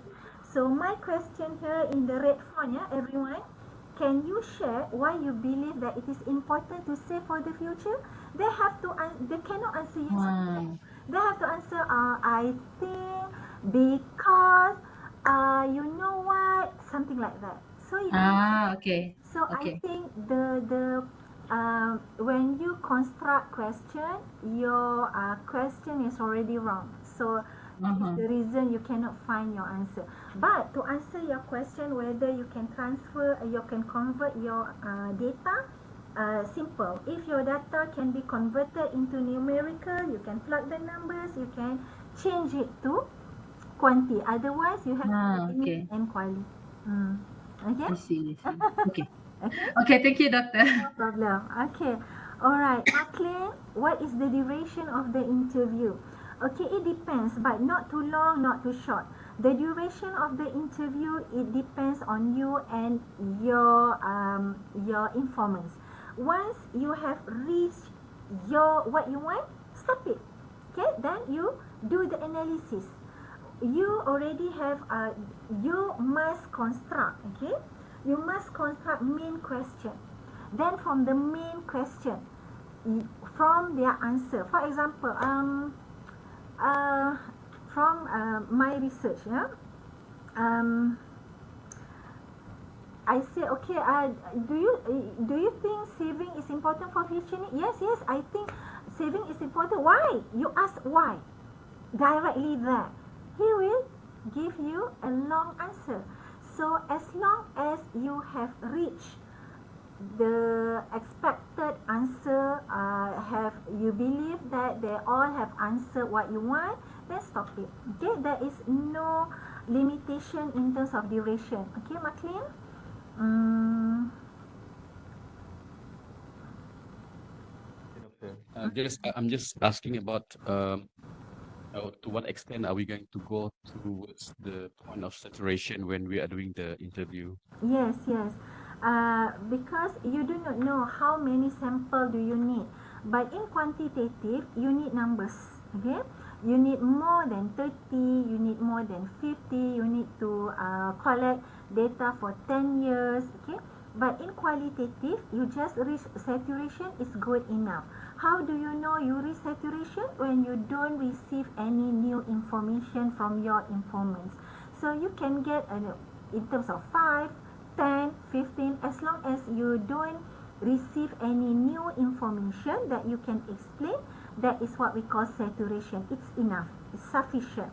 So, you are doing purposive sampling. You ask me, is it? What kind of sampling am I doing? Is it? Yes, doctor. I'm doing purposive Financial sampling. management. Mm. I'm doing purposive sampling, but obviously uh, firstly I go for snowball sampling, but then from the snowball sampling I go to purposive sampling. From the snowball sampling, I purposely go to purposive sampling if is M40. Okay, that is my informants. They live in urban area. They are newly married, so I know, and they have a problem or not a problem in the financial. I do not know. So that is my purposive sampling. Okay, snowball sampling because I ask my sample, do you have anybody to recommend to me? So they recommend a few members. From that, I do some screening. How do you do some screening? You call them. You call them, ask them very basic question. So from that, you know that whether your informant is suitable or more suitable for your research or otherwise. Okay? Alright. Construct open-ended, right? Yes, you can. For me, it is better use open-ended question. Okay. Alright. Okay, so I continue. Just now I on phenomenological. So I think done right with the phenomenological. So we move on to the second type of qualitative is a case study. Okay, this is what Zoraida is asking. So case study, the purpose is to interpret people experience and to interpret certain event. So case study is an empirical investigation, okay, because you are focusing on specific phenomena.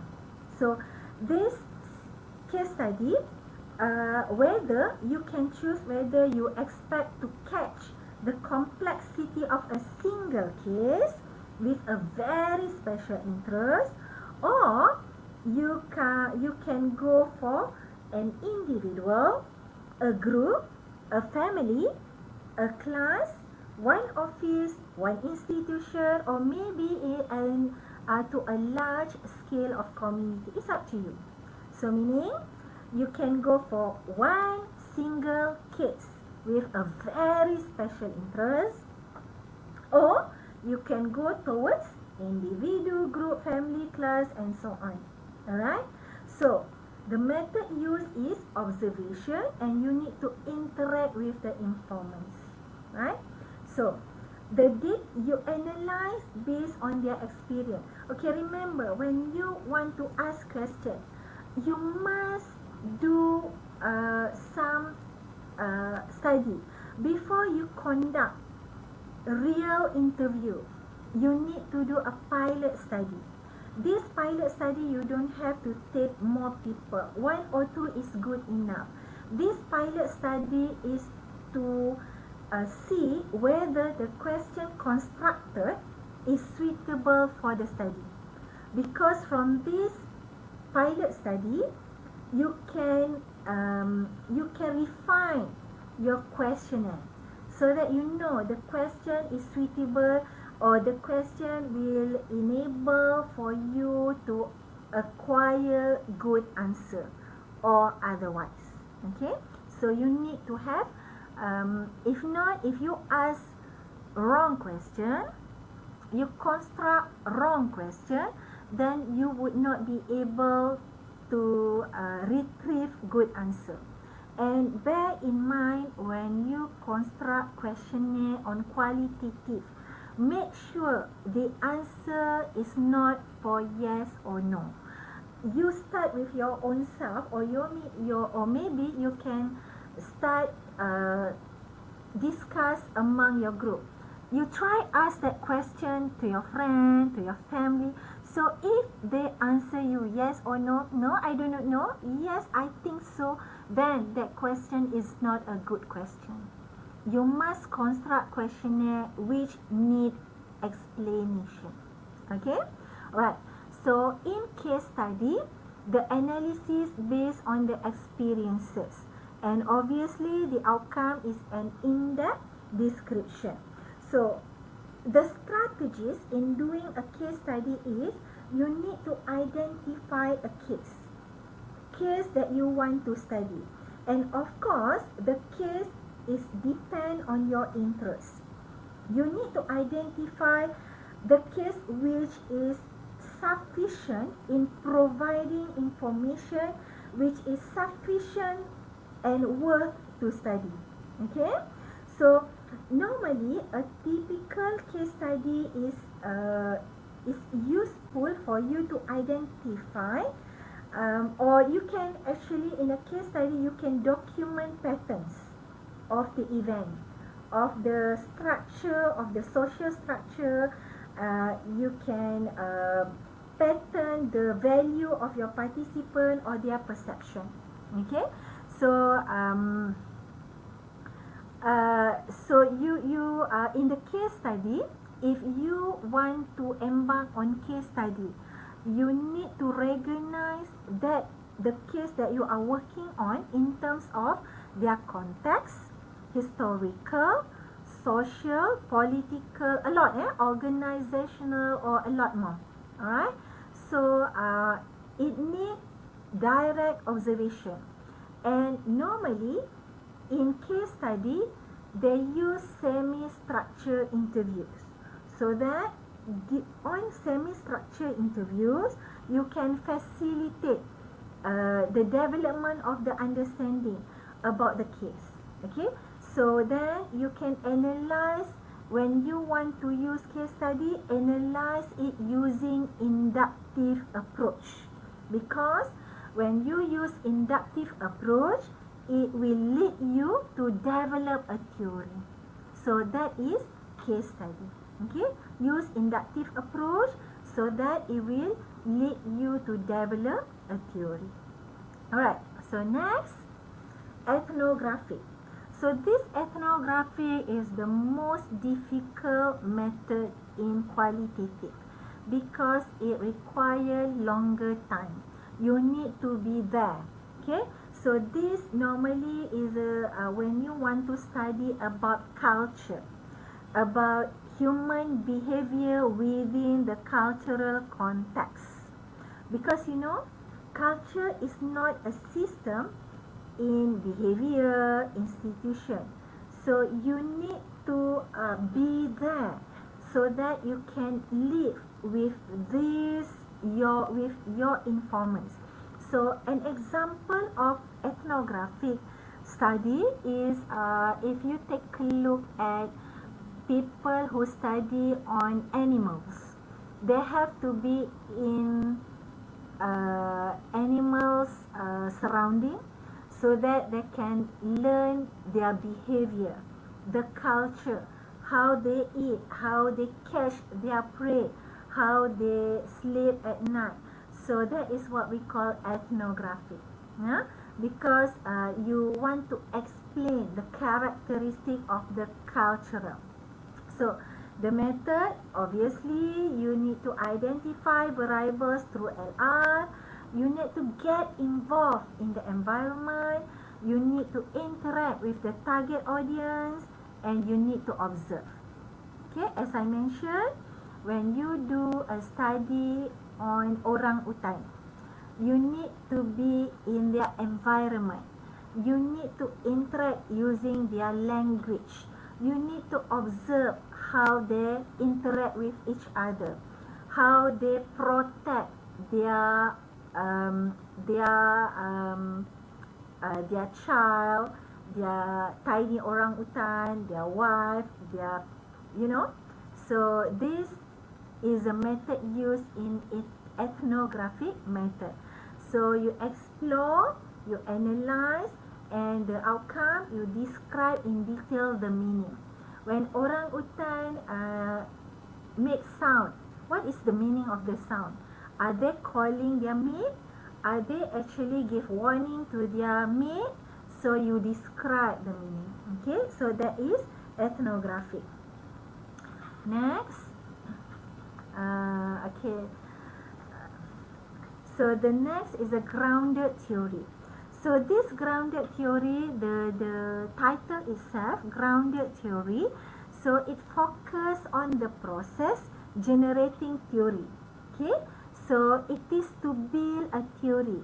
It is not to test a theory. If you do quantitative, you are testing, and your hypothesis will support the theory, or maybe against the theory, or maybe you have just to justify why it doesn't follow the theory. But in qualitative, when you go for grounded theory, you generate new theory. You don't test a theory. At the end of your research, you build up a theory. So it requires specific procedure and using inductive qualitative analysis. So this inductive method will have a coding. So your data collection normally is a formal, whether structured or unstructured, or if it is informal data collection using interview, normally it is unstructured. Yeah? Alright. So the nature of grounded theory, it is the process is interrelated, and the concept is based on the unit of your analysis. from here, you need to develop category. Then the category must have relationship between each other. Okay, so the patterns, variation, the variety of your data need to be taken into consideration as well. Alright, so the grounded theory is also quite difficult because some students, they don't really understand how the grounded theory method works. So they may have wrong findings. Yeah. Okay, let me see some question here. Faizal, how to conduct pilot study for qualitative? How many informant require for pilot study?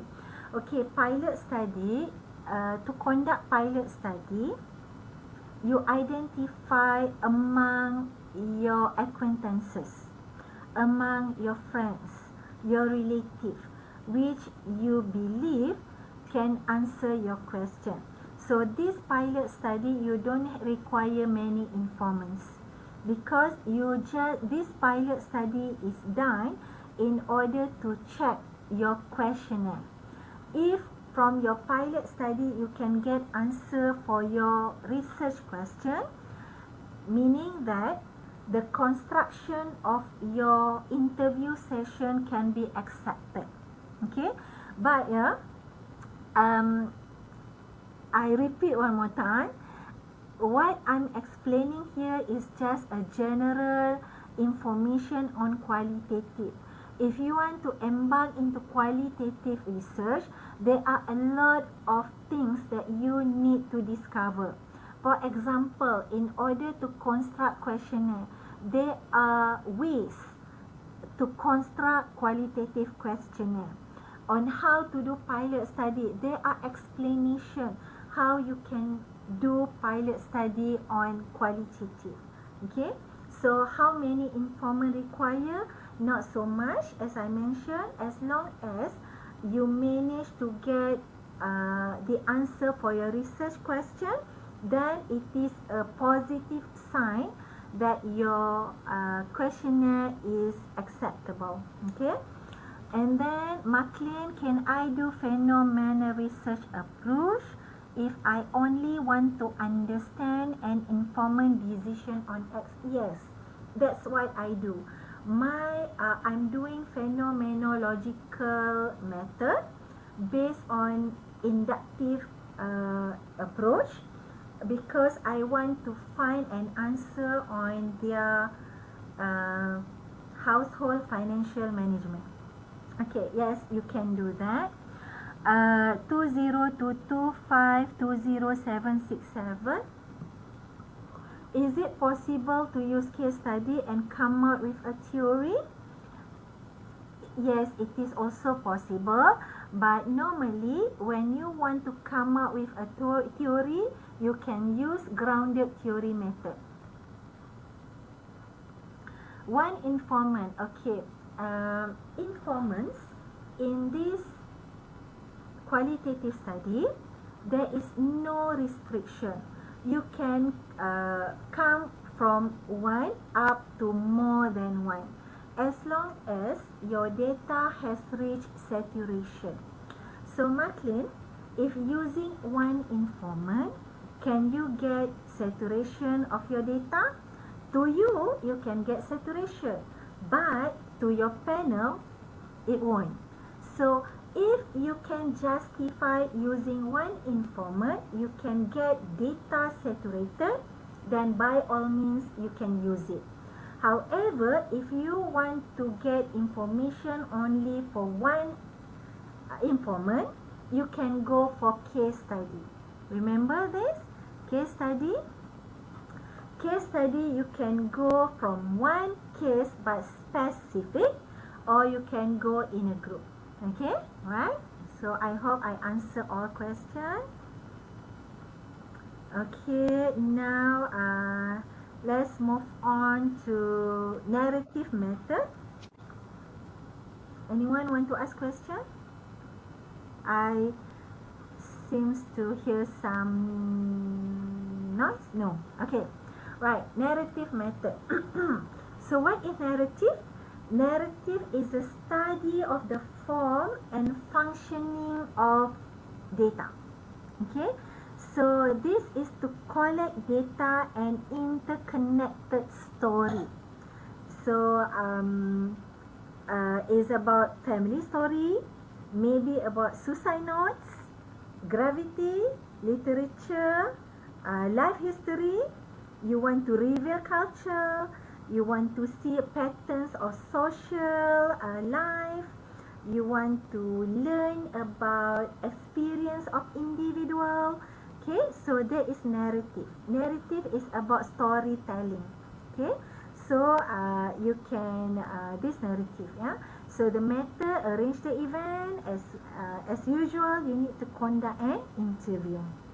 So you can find people narrative in books, novels, in film also can, in a legal documents, document about organization, in photograph also can, in historical archive, and there are many literatures that you can work on narrative.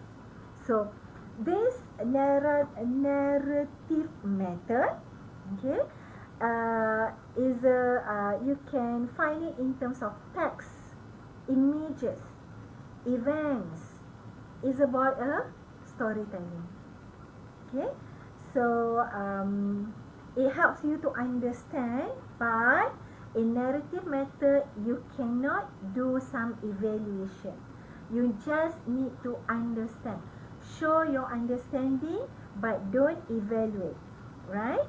Okay, so the outcome is about the short story. So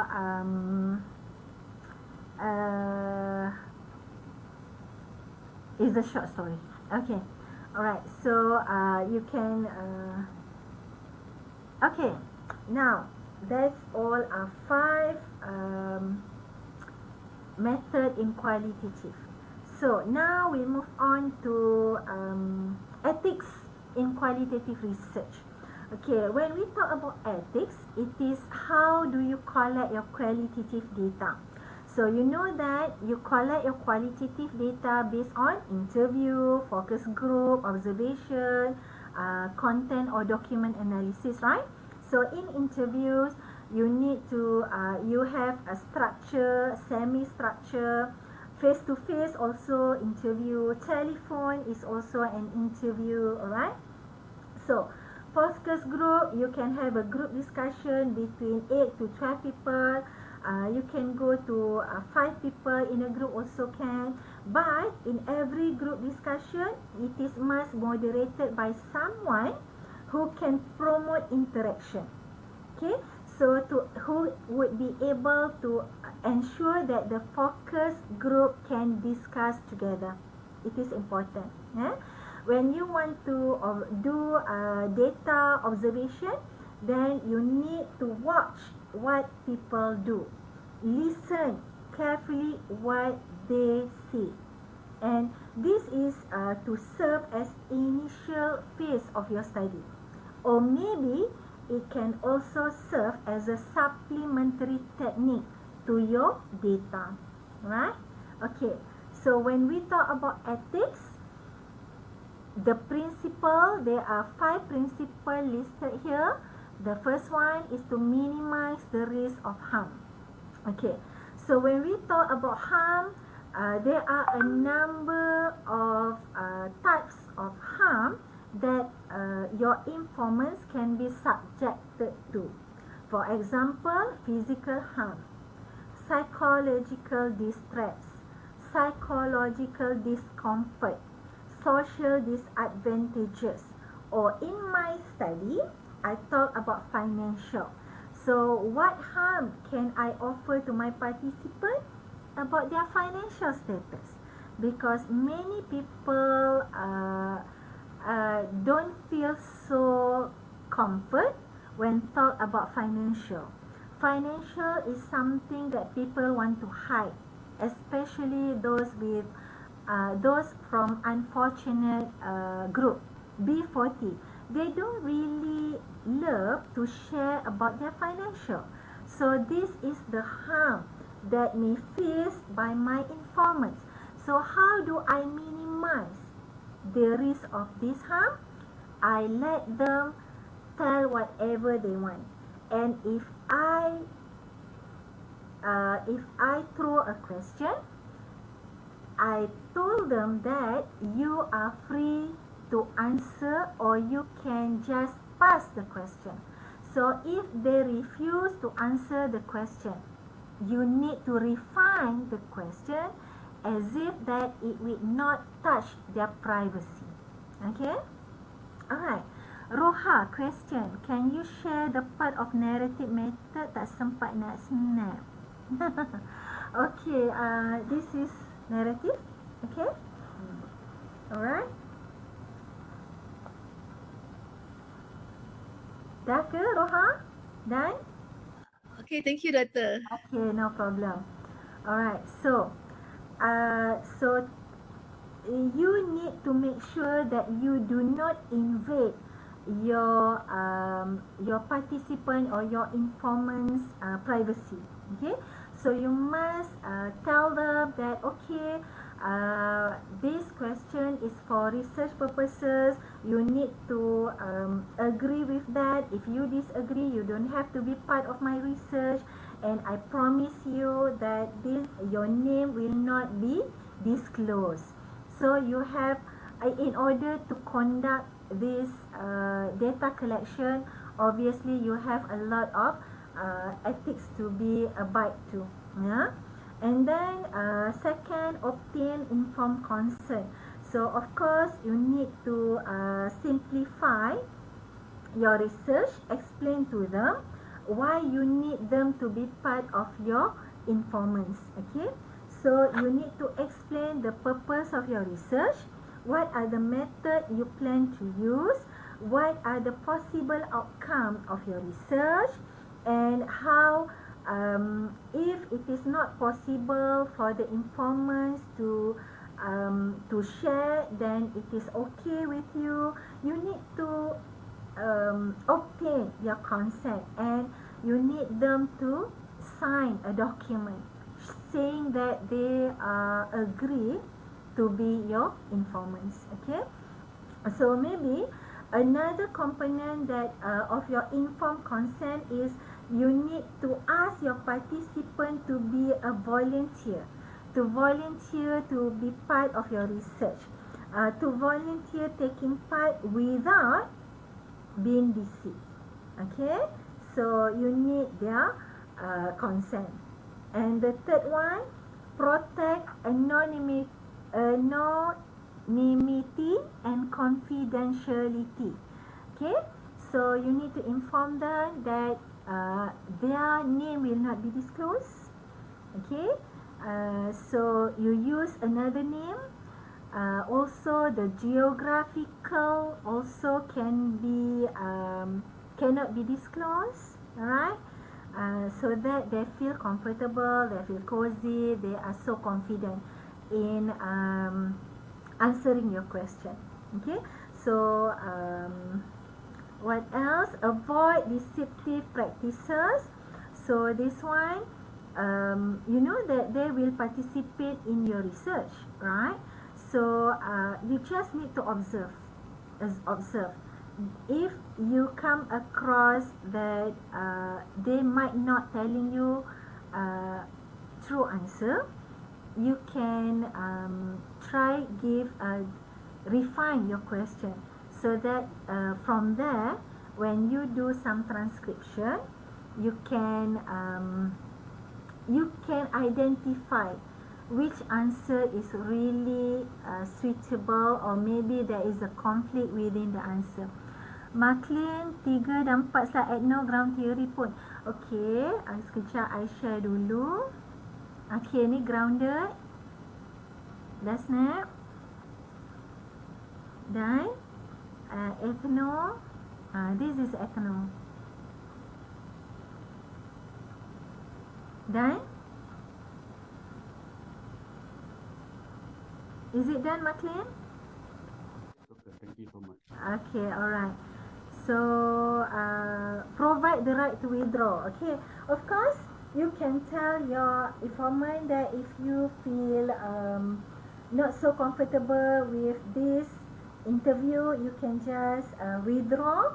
It is acceptable, not a problem, because taking them as your informant, you cannot use. It is volunteer. You cannot force people to be part of your research. Yeah. Alright. So I think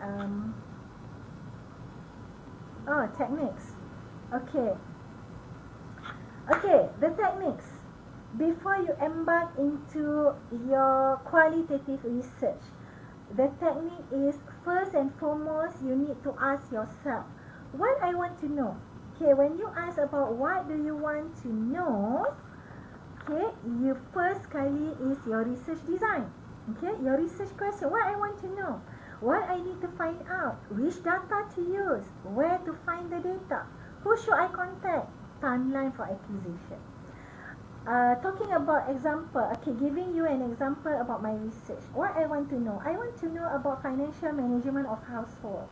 What I need to find out, I need to find out how they do, how they conduct saving, how they invest, how they manage their finances. Okay, so I need to find out. So which data to use? I want to use data on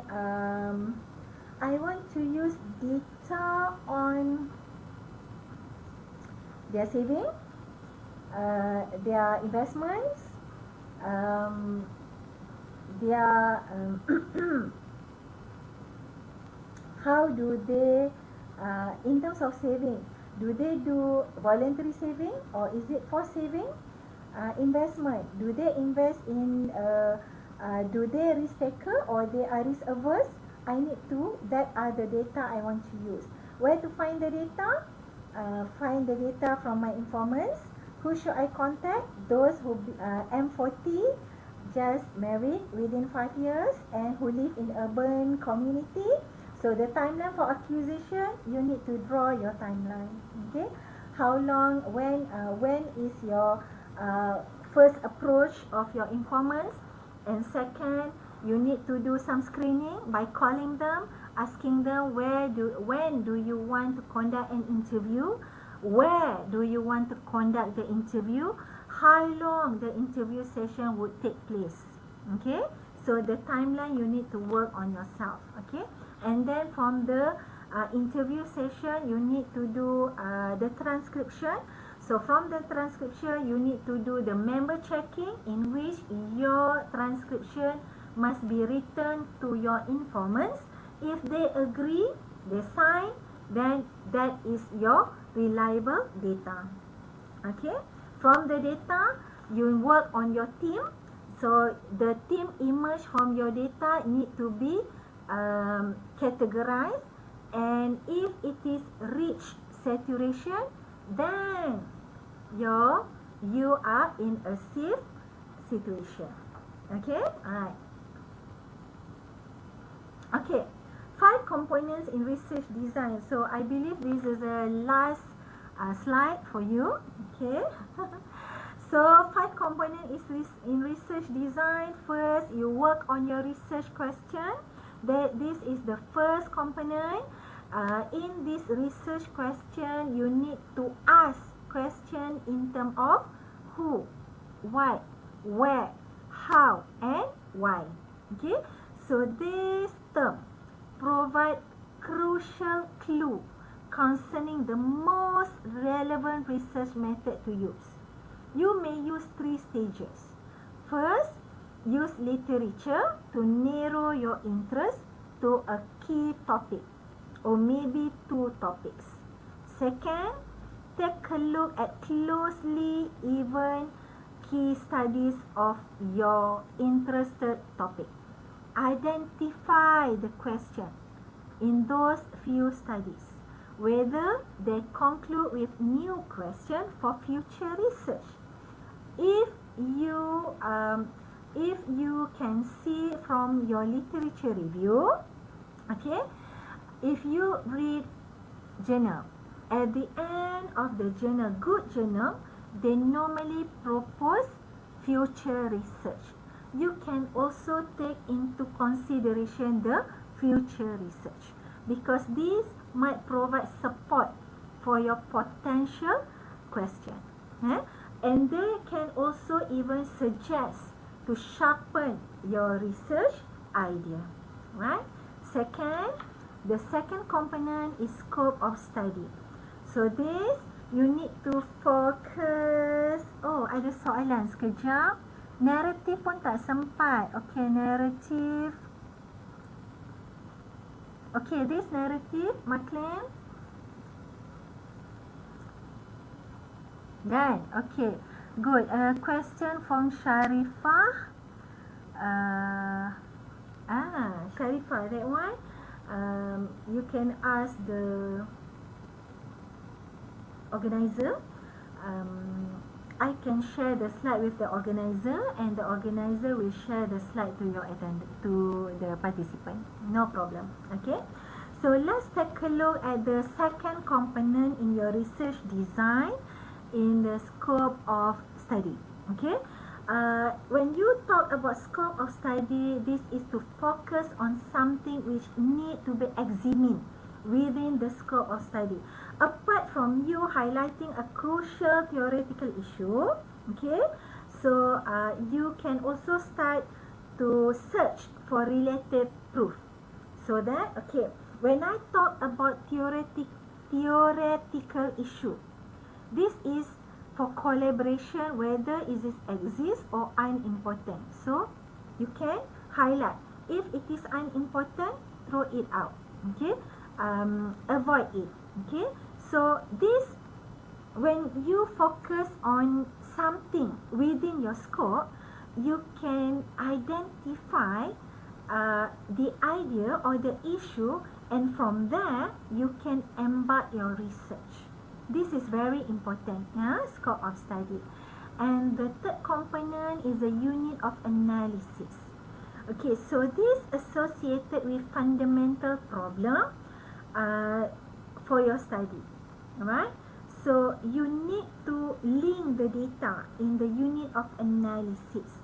You need to find the matching pattern. You need to explain the time series analysis, for example.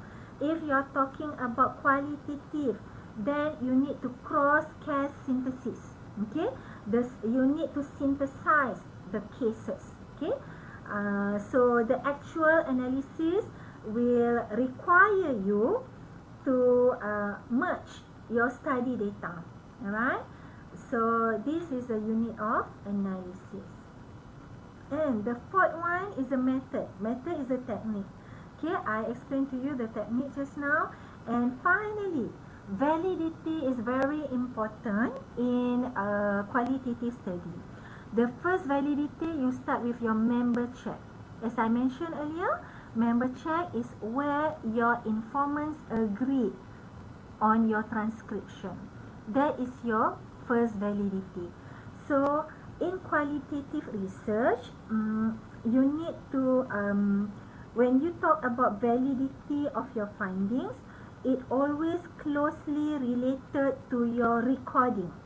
So you need to listen repeatedly and carefully on your recording, and you need to make sure there is a continual verification of the data, in which during the process, okay, you need to investigate, you need to understand each statement stated by your informants. Okay, so validity also when you reach deep saturation. Okay, so deep saturation meaning your data has reached saturation when you when there is no new information emerge from the interview. For example, you don't have to listen to the repetitive answer. some people are lucky enough when they enable to retrieve repetitive statement. For example, yes I saved, yes I saved, yes I saved. Three informants said they saved. That is saturated. Okay.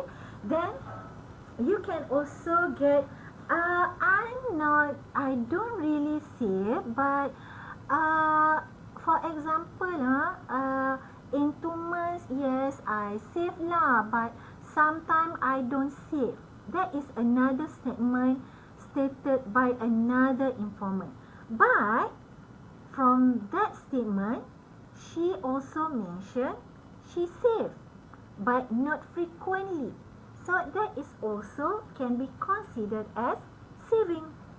So saturated. Okay.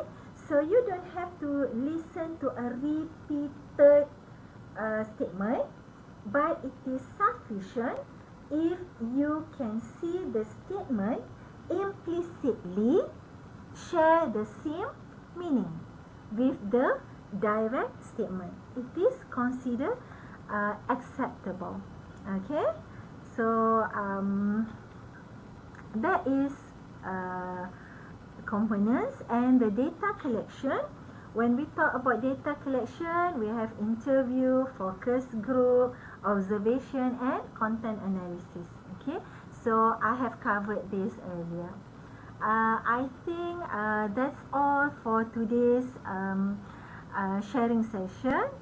So this is references. I'm sorry I haven't have time to update my references, but for PhD study, for master student, when you do some references for your study, you need to pick up the latest or the current 5 years references, yeah? So that it will your panel will have high confidence with your research, right? So I think that's all from me. If you have any question, you can ask now. We have more or less than 10 to 15 minutes before we end our session. Any question? Oh, Rohai nak slide 16. Slide 16. Okay, this one. Data collection, Rohan. Okay, thank you, Siti Raja. I hope all of you, for those especially who haven't decided which method is suitable for you, now you have an idea which method is more suitable for your research. And for those who already decided to embark into qualitative, I hope today's sharing session is can give something for you to pursue with your research. Okay. Alright. Okay. You're welcome, Muhammad Abdul. You're welcome, Musliha. So if you have no question, then I pass the session to the moderator. Is the moderator around? Or should I end the session? Yes, Doctor. Actually, you can just end the session. Just I would like to remind everyone to fill up the attendance form so that we can share the slides through email. Okay, alright. So it seems there are no questions. I thank you for your participants and Doctor, yes. just like to get your opinion, Maclan here, just to get your opinion on either phenomenal approach or case study, because I intend to do looking into the intention of young entrepreneurs to go into international business. Young entrepreneurs to go into international business. When you say young entrepreneurs, we have a lot or many of young entrepreneurs. Basically, you cannot go for one person. If you want to No, what I mean is, just to elaborate further, I want to look into their intention of going international. Just the intention. you are Intention looking to for their intention.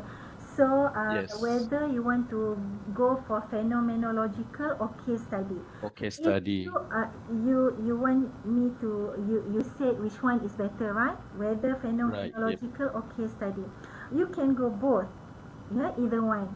If you go for case Okay. study, you focus on cases, similar cases.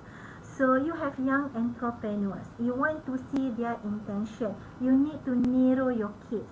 Whether these young entrepreneurs, is it by races or No, I want by category of their businesses? Okay, so by their approach, whether they're using big data as to facilitate their come again, repeat again. going. I just want to see whether they are using big data or data analytics capability to facilitate themselves going into the international business. Mm. So you are talking about big data.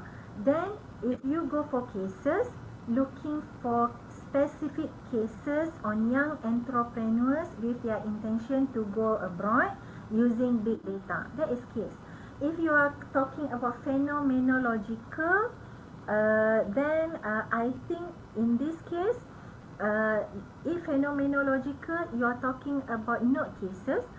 To me, if I look in surface, I would suggest you go for case study. Yes, sorry. But I only have one shortlisted informant. That is on how initially he was doing retail and now he's going international already. Only one entrepreneur. Informant. Yep, So this informant only one single person, not a firm, single person. not a No, firm. no, it is a firm. It is a It firm. is a firm, right? So this is Right, right. for specific case.